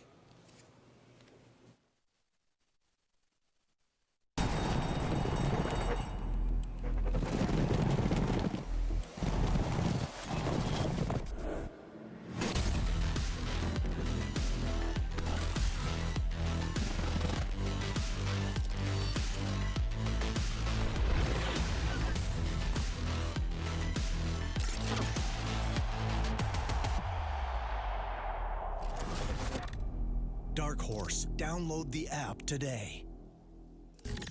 Enjoy the thrill of the race anywhere, anytime with HPIBet.com. Join for free and use your smartphone, tablet, or PC to watch and wager when you can't be at the track. Stream live racing from over 450 tracks. Bet with ease from anywhere. It's safe and secure. Get rewards, race alerts, tips, and more. For a limited time, get $100 when you become a member. Plus, 1 month free live race streaming, and your first bet is on us. Go to HPIBet.com to join for free today.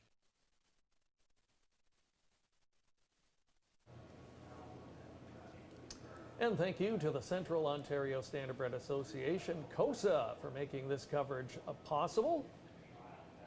And we've got a guest handicapping segment that they have sponsored that we will kick off for the month of September, coming up in a few moments as well. But time for a closer look, Greg, at the Canadian Pacing Derby. Yeah, absolutely. Love the fact that there's a major presence of Ontario-sired graduates taking center stage here for the Canadian Pacing Derby. 4 of the 10 horses are Ontario-sired. We'll talk about that momentarily. James McDonald, Jamie did a great feature with him moments ago as he guided Courtly Choice to victory last year at 34-1. He's going to team up with conditioner Ron Burke with Dorso Duro Hanover, also going to be a price. And speaking of conditioner Ron Burke, really no surprise to see a big stake race with him in it with multiple entries. He's going to send out 4 starters. And Greg, out of the 10 horses in this field, there's only 1 returning horse from last year. That is Philly Buster Hanover. So 9 of the 10 horses did not race in this event last year. And Burke, the winningest trainer in the history of the sport, earnings of over $240 million and counting.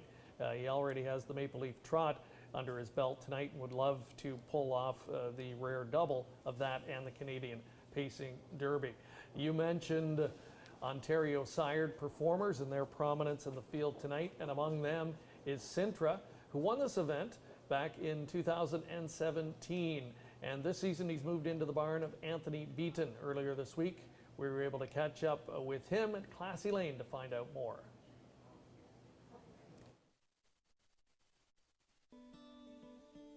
And Sintra is absolutely flying. Sintra on the grandstand side, reaching up to win for Jameson. Sintra mows them down. He's home in 150 to do it. Hi, I'm Tony Beaton. I'll be training Sintra tonight in the Canadian Pacing Derby. We've had Sintra. He came up from the Meadowlands, I believe it was right after Hambo Day or the week before, maybe. I don't know the exact timing, but he's been a pleasure. Very welcome addition to the stable. We certainly hope that we have him peaking at the right time. Like, he's been very good all 4 starts for us up here, but he just, the other night there, actually 2 weeks ago, he just was in a bad spot, got away last, closed the back half of 52 in a bit, which he was outright flying. And the other night, he had stalled cover, and when Jody showed him daylight, he just changed gears like there was no tomorrow and was flying at the wire. So I think we're sitting in a pretty good spot heading into tonight's race, and we're very hopeful that we get the job done. I think Jody and the horse, they have a great relationship. They get along great. Jody seems to know how to drive the horse and put him in the right spots. And we're going to be hopeful that Jody can map out that trip again tonight. Hopefully we are able to celebrate the second time. Obviously it's very nice to have some higher end horses, and like I said, this was a very welcome addition to the stable, and one that you can play with the big boys, you know, and not to mention all the other nice stake horses that I've been associated with this summer. We're just very fortunate this year.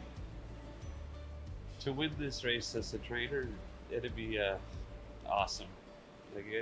This is one of the top, obviously the top race for the older pacing horses in Canada, and one of the biggest money races for the older horses in North America. So it'd just be a nice feather in your hat to get the job done there tonight.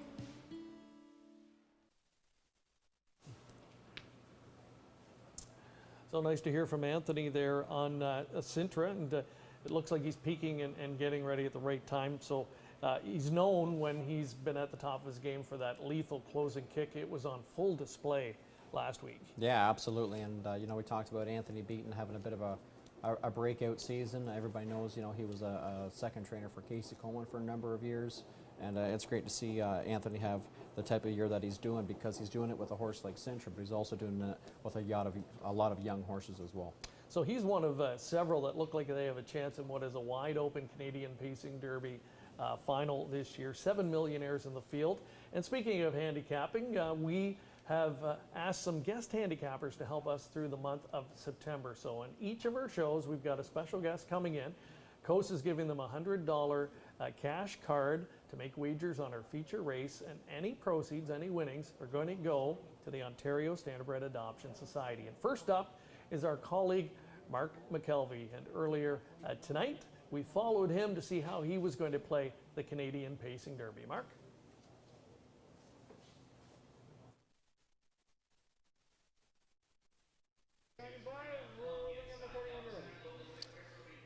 Thanks a lot, guys. It's too bad I can't be with you here tonight, but we're having a huge night at Woodbine Mohawk Park. Happy to be helping out our team here at Woodbine Entertainment. But our COSA-TV team, I knew we had something in the works, and I'm happy to be the first person to take part in our handicapping contest to raise some money for the Ontario Standardbred Adoption Society. I've got $100 here on a card, courtesy of COSA, and I have to make a bet on the Canadian Pacing Derby. So here we go.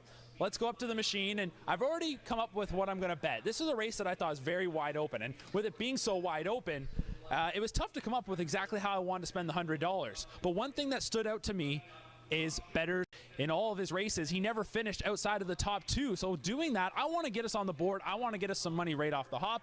And what I'm going to do is I'm going to go win place, $50, and Better's Wish, the rail starter right there. Make my bet. My bet is locked in. Now we'll finish with a receipt here so that we know we're locked in. And there you got it. Better's Wish, $50 win place. Let's see if we can cash here in the first of what will be 4 opportunities to make some money for charity. Well, thank you very much, Mark. And what do you think, Greg? Is he on the right track? I would think so. I mean, I think the horse has missed the board once in his career. That'd be the top 3. Mark's going with the top 2. I still think that is a great approach. And right now, I believe looking at the board moments ago, Dancin' Lou was actually the current favorite. I was expecting Better's Wish to be the early favorite, but that's not the case thus far. Yeah, I think it's 6-1 right now on Better's Wish. I saw him behind me a moment ago. A lot of question marks. Dancin' Lou, you know, last year he really emerged onto the scene late, captured the Breeders' Crown. Came out of the gate on fire this year, and then a couple of off-the-board finishes in each of the last 3 races, in fact. And 8th last week at Woodbine, but not beaten that much. Paced a big final half. Better post this week, so obviously the public thinks he's ready to get back to his winning ways. Yeah, and I would think last week was more or less of a tightener, a qualifier, so to speak. When you have that outside post, you want to finish up strong. You don't want to, rough your horse up too much when the big money is on the line the next week. And I think the customers and the handicappers are reading fully into that. The horse that intrigues me a little bit is Backstreet Shadow. We listened to Jamie talk to Yannick Gingras earlier in the night about Backstreet Shadow, how he likes to be up close. He kind of likes to, do a lot of the groundwork. And I think that's a great price right now at 6-1. Yeah, he'll be interesting. Yannick has teamed up with this horse on this circuit several times in the past. They've had a lot of success here together. That was in the OSS days, and since then he's really made the jump up to the older ranks successfully. I think the real wild card is American History. He's 7-1 here. He raced here last week in the Preferred on NA Cup night. He was heavily backed, didn't really look good the whole way, and when he made his move to the outside, just simply did not advance him back to, through the field. So it left you thinking something was amiss, that maybe the horse was sick, but hey, he's right back here tonight and gets a bridle change to Swedish Blind. So obviously nothing too serious wrong with the horse last week, and you're getting 6-1, so what a difference a week makes. Yeah, absolutely. And look at Century Pharaoh. If we could lock in 5-1 right now on Century Pharaoh, I think we would both take it. But I think as we get closer to post time, that price is going to drop. Fresh off that victory in the damp patch. And the thing that I absolutely love about Century Pharaoh is the fact that the horse returns to Dr. Ian Moore personally. Obviously, he was the trainer listed stateside, but he hasn't seen Century Pharaoh in probably closer to 2 months, I would say. He spent about 5 starts down south. Said it was a little thing coming back, wanted to get some weight on him, but it's nothing like when that trainer is within arm's length of one of your own superstars. So Century Pharaoh back to Dr. Ian Moore, and I love the price.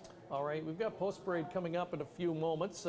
Right now, while we have a moment, earlier tonight, Jamie caught up with driver Trevor Henry. We just saw him win in race number 8. He'll be looking for a big upset here in the 9th, the Canadian Pacing Derby, with This Is the Plan. Let's see if we can find out more about his plan from earlier tonight. Trevor Henry joins us now for the Canadian Pacing Derby, race 9, our feature race on COSA-TV tonight. Driving This Is the Plan. Trevor, what is the plan leaving from post 10? Well, I have a good horse to follow. He's probably going to be one of the favorites. If I can stay with him, hopefully he'll tow me right up into the race and we might have a shot. What are your thoughts just in general on post 10 trailing now? You have a better shot than you would if it was your 10 wide, I think. It's harder for the horse on the outside because there's 2 horses, on the rail. But I think it's better for the public, the betting public. And coming into the race as more of a longer shot, does that change your driving style at all, or do odds matter to a driver? Well, they do in some cases. You know, this race is kind of wide open. There ain't no real, you know, odds-on favorite. But yeah, it doesn't really change a lot. I'll just hopefully get a good trip and hopefully pick up a prize. And you're no novice to major stake races. You've been in so many. How is it driving? Does the atmosphere change? Are drivers more aggressive? Yeah, some guys, when money comes on the line, they get a little aggressive, you know. I think I'm kind of relaxed and just go with the flow, and, you know, hopefully things work out. Thanks for joining us here, and good luck. Thank you. All right, thank you to Trevor Henry, and we'll see him on This Is the Plan. Thank you to Joanne Colville, our parade marshal once again tonight. Here is the field. Bettor's Wish, the son of Bettor's Delight, a winner of $2.3 million lifetime. Paul McDonnell reunited with him tonight for trainer Chris Ryder. Danson Lou, the 2019 Breeders' Crown champion, the son of Sweet Lou. Doug McNair aboard that near millionaire. Backstreet Shadow is number 3. Shadow play already with a couple of winners on the program tonight. This guy was an $82,000 Forest City yearling purchase, who started his career in Ontario. $738,000 later. And here he is from post 3 with Yannick Gingras. The 2017 Canadian Pacing Derby champion, that being Sintra, will begin from post position number 4. Jameson looking for another Derby victory, this time with conditioner Anthony Beaton. Next will be number 5, and that is American History. Disappointing last week as the even money favorite in the preferred. He finished 10th and last, but he's right back tonight for Tony Alanya, driver Bob McClure, and he'll do so with a bridle change, adding Swedish blinds. Robert Shepard picking up a drive here for Tony Alanya, that being Shake That House. 11-time winner, Speed Banjo, 147 and 4, offering a big price right now of 50 to 1. So a big drive for local reinsman Rob Shepard. And he's been starting to get some notice here on the WEG circuit as well. Number 7 is Century Pharaoh. Heard from his conditioner Ian Moore earlier. Not surprised to see the 4-year-old jumping up and having success against the older division already this season. Recently went over the $1 million mark in career earnings with that victory in the $225,000 Dan Patch at Hoosier Park. Sylvain Filion picks up the drive tonight. Dorso Doro Hanover, the 5-year-old gelded son of Some Beach Somewhere, has career earnings of $1.7 million. Driver James McDonald looking for back-to-back victories here in the Derby, this time with conditioner Ron Burke. Burke with another one in number 9, Filibuster Hanover, a 2017 Little Brown Jug champion. He is a winner of $1.8 million in his career, just 2 for 7 this year, but that victory coming most recently was an impressive one, 148 and 1 at Pocono Downs. Louis Philippois in the driver's seat. Another son of Some Beach Somewhere is This Is the Plan. He will begin from the trailing post position number 10. Trevor Henry and Ron Burke are going to team up with this $1.5 million winner. 2 times victories this year from 7 starts. Fresh off a victory at the Meadows, 49 and 1. Love that confidence coming into a big race like tonight. And the last of the 4 Ron Burke starters in the field. This is the plan, a Some Beach Somewhere pacer. He's got $1.5 million on his card. He's 2 for 9 this season as well, coming off a win against Open Company at the Meadows last time in 149 and 1. Trevor Henry picks up the driving assignment. That is your field for the 2020 edition of the Canadian Pacing Derby. And I think the post position draw is definitely intriguing. Century Pharaoh, a post toward the outside of the gate, likely ensures that he'll be handled aggressively early on like he has been at many of his races this season. Absolutely. The one thing that will be interesting in my eyes is Danson Lou, not really known for that early gate speed, what Doug McNair decides to do with him. Bettor's Wish likely leaving out of there as well. Backstreet Shadow. Sintra loves to race from off the pace. I could see him trying to follow Danson Lou out of there. And Century Pharaoh, right now, 3 to 1. I still think that is a fair price on that son of Mach 3. Has really stepped up his game in the last 4 or 5 starts for conditioner Dr. Ian Moore.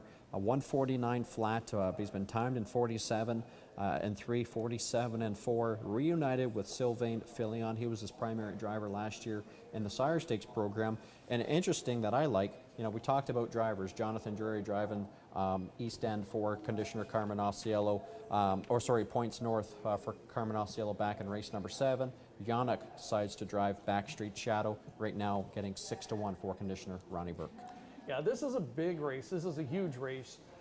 When you talk older pacers, it's one of the richest in North America, over $500,000 in purse money up for grabs. And the prestige of the event as well, Greg.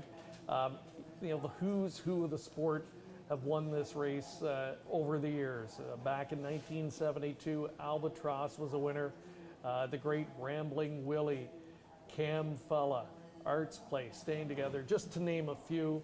And then, of course, in recent years, horses like Sintra have been able to win, and be quite a feather in his cap to say that he was a multiple winner of the Canadian Pacing Derby. Yeah, absolutely. And we talked about earlier how there was only one returning horse from last year, that being Filibuster Hanover. So, you know, last year Courtly Choice got the job done at a high price. Lather Up was in that race. Both those horses are off to stud duty. Always seems that when you get to this top end, unless you're a gelding, you're only here for a year or two and then you're off to stud duty, which is most likely the case here for Bettor's Wish, perhaps Dancing Lou, perhaps a horse like Century Pharaoh in the next coming years. So, you know, I think we've got to enjoy these top horses at this level, because sometimes it's for a short period.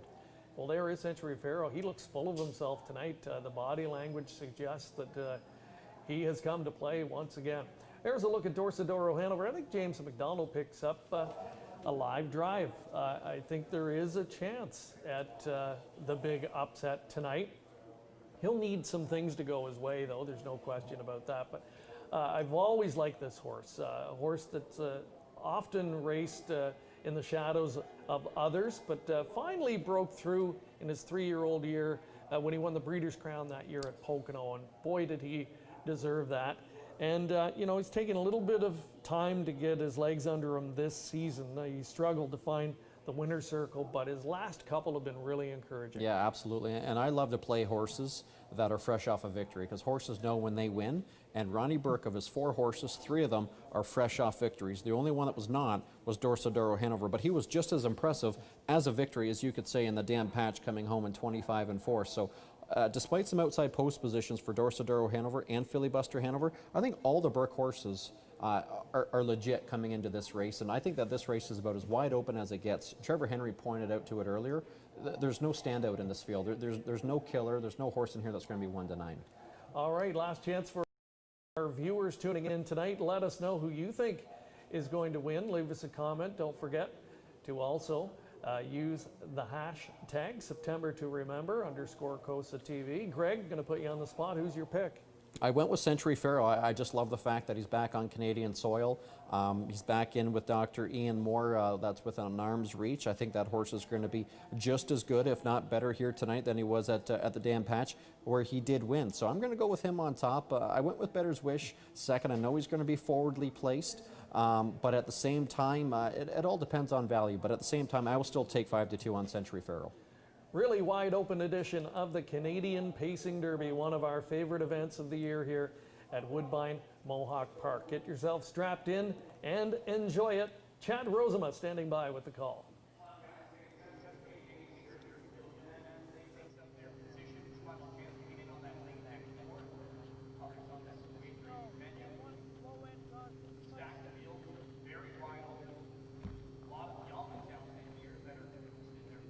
Division looks so promising for this age division for years to come.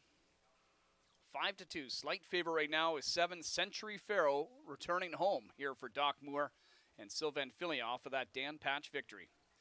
It's post time for the Canadian Pacing Derby. Field picks up speed. Here they come. Great looking start. There they go. They're often pacing in American history. He's going to sprint out down the center, backstreet, Shadow going with him, and Better's Wish on the inside. McDonnell pushes button on him. He gets into the top three. There's Century Pharaoh sprinting out. He's parked into the opening turn. Also into the mix there is Shake That House, Dancin' Lou, as they get into a little bit of traffic there into that opening turn. Then it's back to This Is the Plan, followed by Sintra, Dorsaduro, Hanover, and Filibuster Hanover. But it's American history. Parking to the quarter, 25-1. American history makes the front.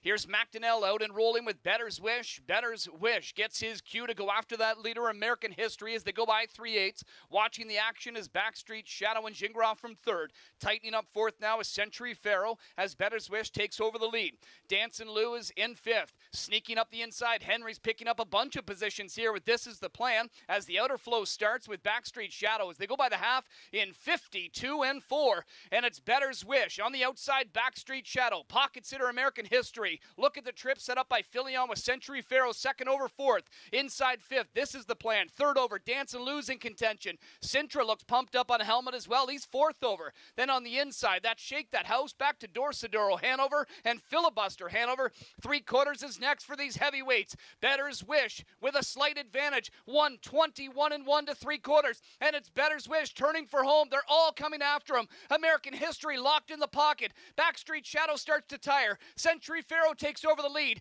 Dancin' Lou off cover. And from the backfield, Dorsaduro Hanover and James McDonald looking for the repeat. It's Dorsaduro Hanover off cover, and he explodes. Dorsaduro Hanover, J-Mac, back-to-back in the Canadian Pacing Derby. He wins by 4. Dorsaduro Hanover in 1:48-4.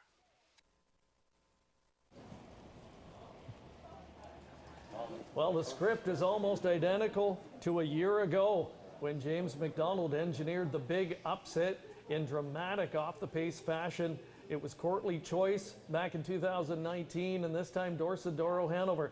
An outside post position, Greg, but when they saw the half flash up in 52-4, 3/4, 121 in front of him, James had to feel good turning for home. Yeah, anytime you're seeing those type of fractions, the first thing you're looking for is who's live from off the pace, and really thought Dancin' Lou was going to be live, thought Dorsaduro Hanover had the bit in his mouth. And Greg, I got to give you a lot of credit. Before the race even started, I said, Greg, who do you like? And you said Dorsaduro Hanover. Yeah, I mean, it's a bit of a sentimental pick. I really like this horse. You know, as a 3-year-old, I was glad to see him win the Breeders' Crown that year. I thought he deserved it. And, you know, he got another big win under his belt here. 0 for 8 coming in. What a time to notch your first win of the campaign. And yeah, James just seems to have the knack. And how good does it feel for him, Greg? You know, about a month ago, he's on the sidelines suffering a really tough injury at a critical time when all the big stakes races lie ahead. But here he is winning the Pacing Derby again. Yeah, I got to give him a lot of credit in the rehab process. I mean, he came back on very short notice and hasn't missed a beat whatsoever. You know, kudos for him to teaming up with conditioner Ron Burke. You know, got a live horse to drive here. I know the horse was a long price, but you look at his effort in the Dan Patch from where he came from, and you look at the back half, 25-4 on the end. You know, he was doing things the right way. He just, I don't think he was having the racing luck. And there's the fist pump from James McDonald. So obviously unable to contain his emotion there, and yeah, that's a big win, and it really was up for grabs. And you know, from an entertainment standpoint, that's a fun race to watch. Oh, action from start to finish. You knew going into the final turn that any one of 6 or 7 horses could win the race. Yeah, absolutely. It came down to, you know, who had the best last quarter, who could sprint the fastest, and that's why we're looking for horses to come from off the pace. I thought Dancin' Lou probably had the sweetest trip of any of them, along with Sintra, but you know, James came out of nowhere and used that patent late kick with Dorsaduro Hanover and got the job done. I mean, that's an incredible performance, because this horse sometimes doesn't get the recognition that he deserves, and with this victory, it's going to push him closer, maybe just over $2 million in career earnings, a feather in the horse's cap. So we're going to try and catch James and connections in the winner's circle here momentarily with Mark, and puts himself in some elite company. It's been a long time since the drivers won this race back-to-back. Last guy to do it, in fact, was in the midst of a three-peat at the time, Brian Sears, when he won in 2006, 2007 with Liz Mara, and then came back in 2008 with Mr. Big. So James, for 2 consecutive years, engineers the big upset with Dorsadoro Hanover, this time after winning it last year, of course, with Courtly Choice. So trainers of long shots come this time next year. They'll be trying to get James McDonald to jump up on their horse. He seems to have the knack. There's the beautiful Canadian Pacing Derby blanket to the winning horse. Bill McClinchy on behalf of Woodbine Entertainment Group with the trophy presentation as well. There's renowned track photographer Clive Cohen. Going to get a few commemorative shots of the winner. Dorsadoro Hanover, yeah, he's a classy, hard-hitting horse. Shows up week in and week out, and he's kind of quietly earned double millionaire status along the way. James McDonald getting some photos taken, and again, Mark McKelvey will be standing by in a moment with the interview. And boy, that's the type of effort, Greg, that really could propel the horse into a big back half of the year, because again, he didn't have to do much of the work until the final quarter there, and his form in the last couple has been fantastic. Yeah, absolutely. And, you know, we talked about the bad racing luck. Yeah, he had the 7-hole in the Dan Patch. He got away 8th. He closed to finish 3rd. And then he had the 7-hole again. He got away 10th. Excuse me, he got away 11th in the final of the Sam McKee. Well, anytime you get away that far back, your chances are slim and none to being successful. Then the start before that, it was a game 2nd place finish and 48-2. So no fault of the horse's own. I just think that he just didn't have the racing luck.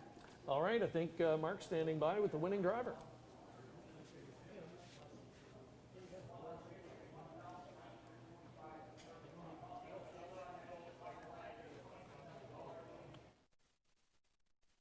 Let's head back to the Winback Farm winner's circle and catch up with the winning driver. Yeah, we're good to go. Dorsadoro Hanover with the stunning upset in the Canadian Pacing Derby. Back-to-back years for driver James McDonald. James, wow. I mean, some people really like a race. Apparently you love the Canadian Pacing Derby. Yeah, I mean, I always thought the 7-claimer was my race, but you know, I'll take the Derby. It's a real honor just to be in it, and to win it is, I can't even put it into words. Let's quickly touch on the race, because I got to be honest, I really didn't have my eyes on you. There was a big battle going on at the front. The heavyweights were throwing down. Maybe tell us exactly where you were, because we caught eyes on you with about 1/8 of a mile to go, and you were just zipping right on by. Yeah, I mean, I just tried to get him in the outer flow. Mark Weaver had messaged me earlier in the week and told me the horse, he had been great. He'd just been drawn terrible, and, you know, then the draw come out, he drew terrible again, and you know, it was one of those races. It's when it looks like there's 4, 5, 6 that can win, you know, if you're in the outer flow and they get battling, you know, so it's usually a long shot comes in, and, you know, Ronnie did such a great job. The horse was just there at the half 52 and 4, and I was standing up in the stirrups like he was ready to go. So, yeah, just thanks a lot for the drive, and boom. That's it. I think my producer in the ear wanted to know if you used your quote there about lean back and get your picture taken, because that was a pretty good celebration coming to the finish line. I know this one feels pretty sweet. Obviously, it was back at the start of August where you were involved in an accident, and at the time probably weren't sure how fast you'd get back, but I know you worked really hard, and obviously there was a reason that you worked hard to get back, knowing that the big money events were coming up. Yeah, big time. I mean, I was pretty down on just everything when I went down. I got hurt pretty bad, and the doctors were thinking months, you know, and I was just like, oh, this is the worst time of year. I got all these big races coming, and my doctor, Mike, he worked with me diligently to get my arm feeling good, and, you know, it's given me no issues. I feel great in the bike, and that's all up to him, and I'm just blessed to be in the winner's circle tonight and not sitting on the couch watching. Congratulations, back-to-back in the Pacing Derby. Hanover to a Pacing Derby victory, 148-4.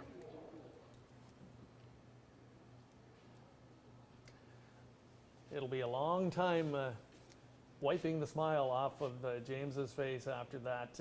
Very, very happy winner's circle tonight as Dorsadoro Hanover captures the Pacing Derby in 148-4.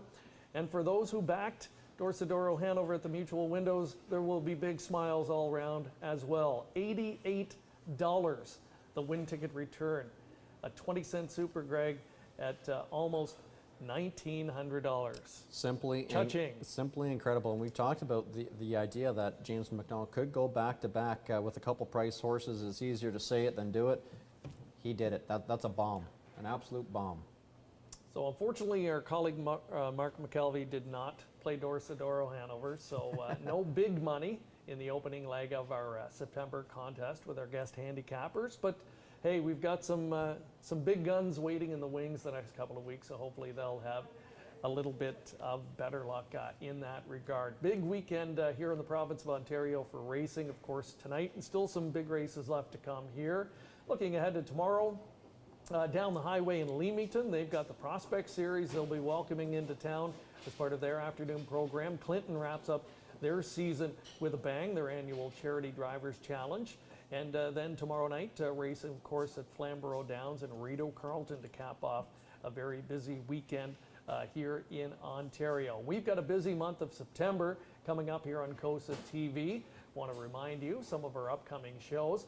They're all going to be right here at Woodbine Mohawk Park over the next 4 weeks as we lead up to the first ever Mohawk Million, and that is coming up here on September 26th. But before that, Greg, some great events along the way, including the Wellwood and Canadian Trotting Classic. If you're a fan of trotters, you certainly want to tune into the next couple of weeks here on COSA-TV with the 2-year-old trotting colts, with the Wellwood, Canadian Trotting Derby, or excuse me, Canadian Trotting Classic. Much of those same horses from tonight's Good Times will be in there. And then, of course, the Mohawk Million.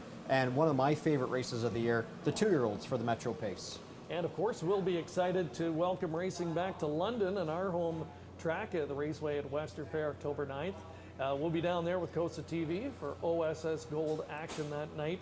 And then back here the next night, October 10th, for Grassroots Finals here at Woodbine Mohawk Park. So it's going to be a busy month and a half or so here on COSA-TV. We hope you enjoyed the coverage tonight, and we look forward to seeing you again next time. So long from Woodbine Mohawk Park.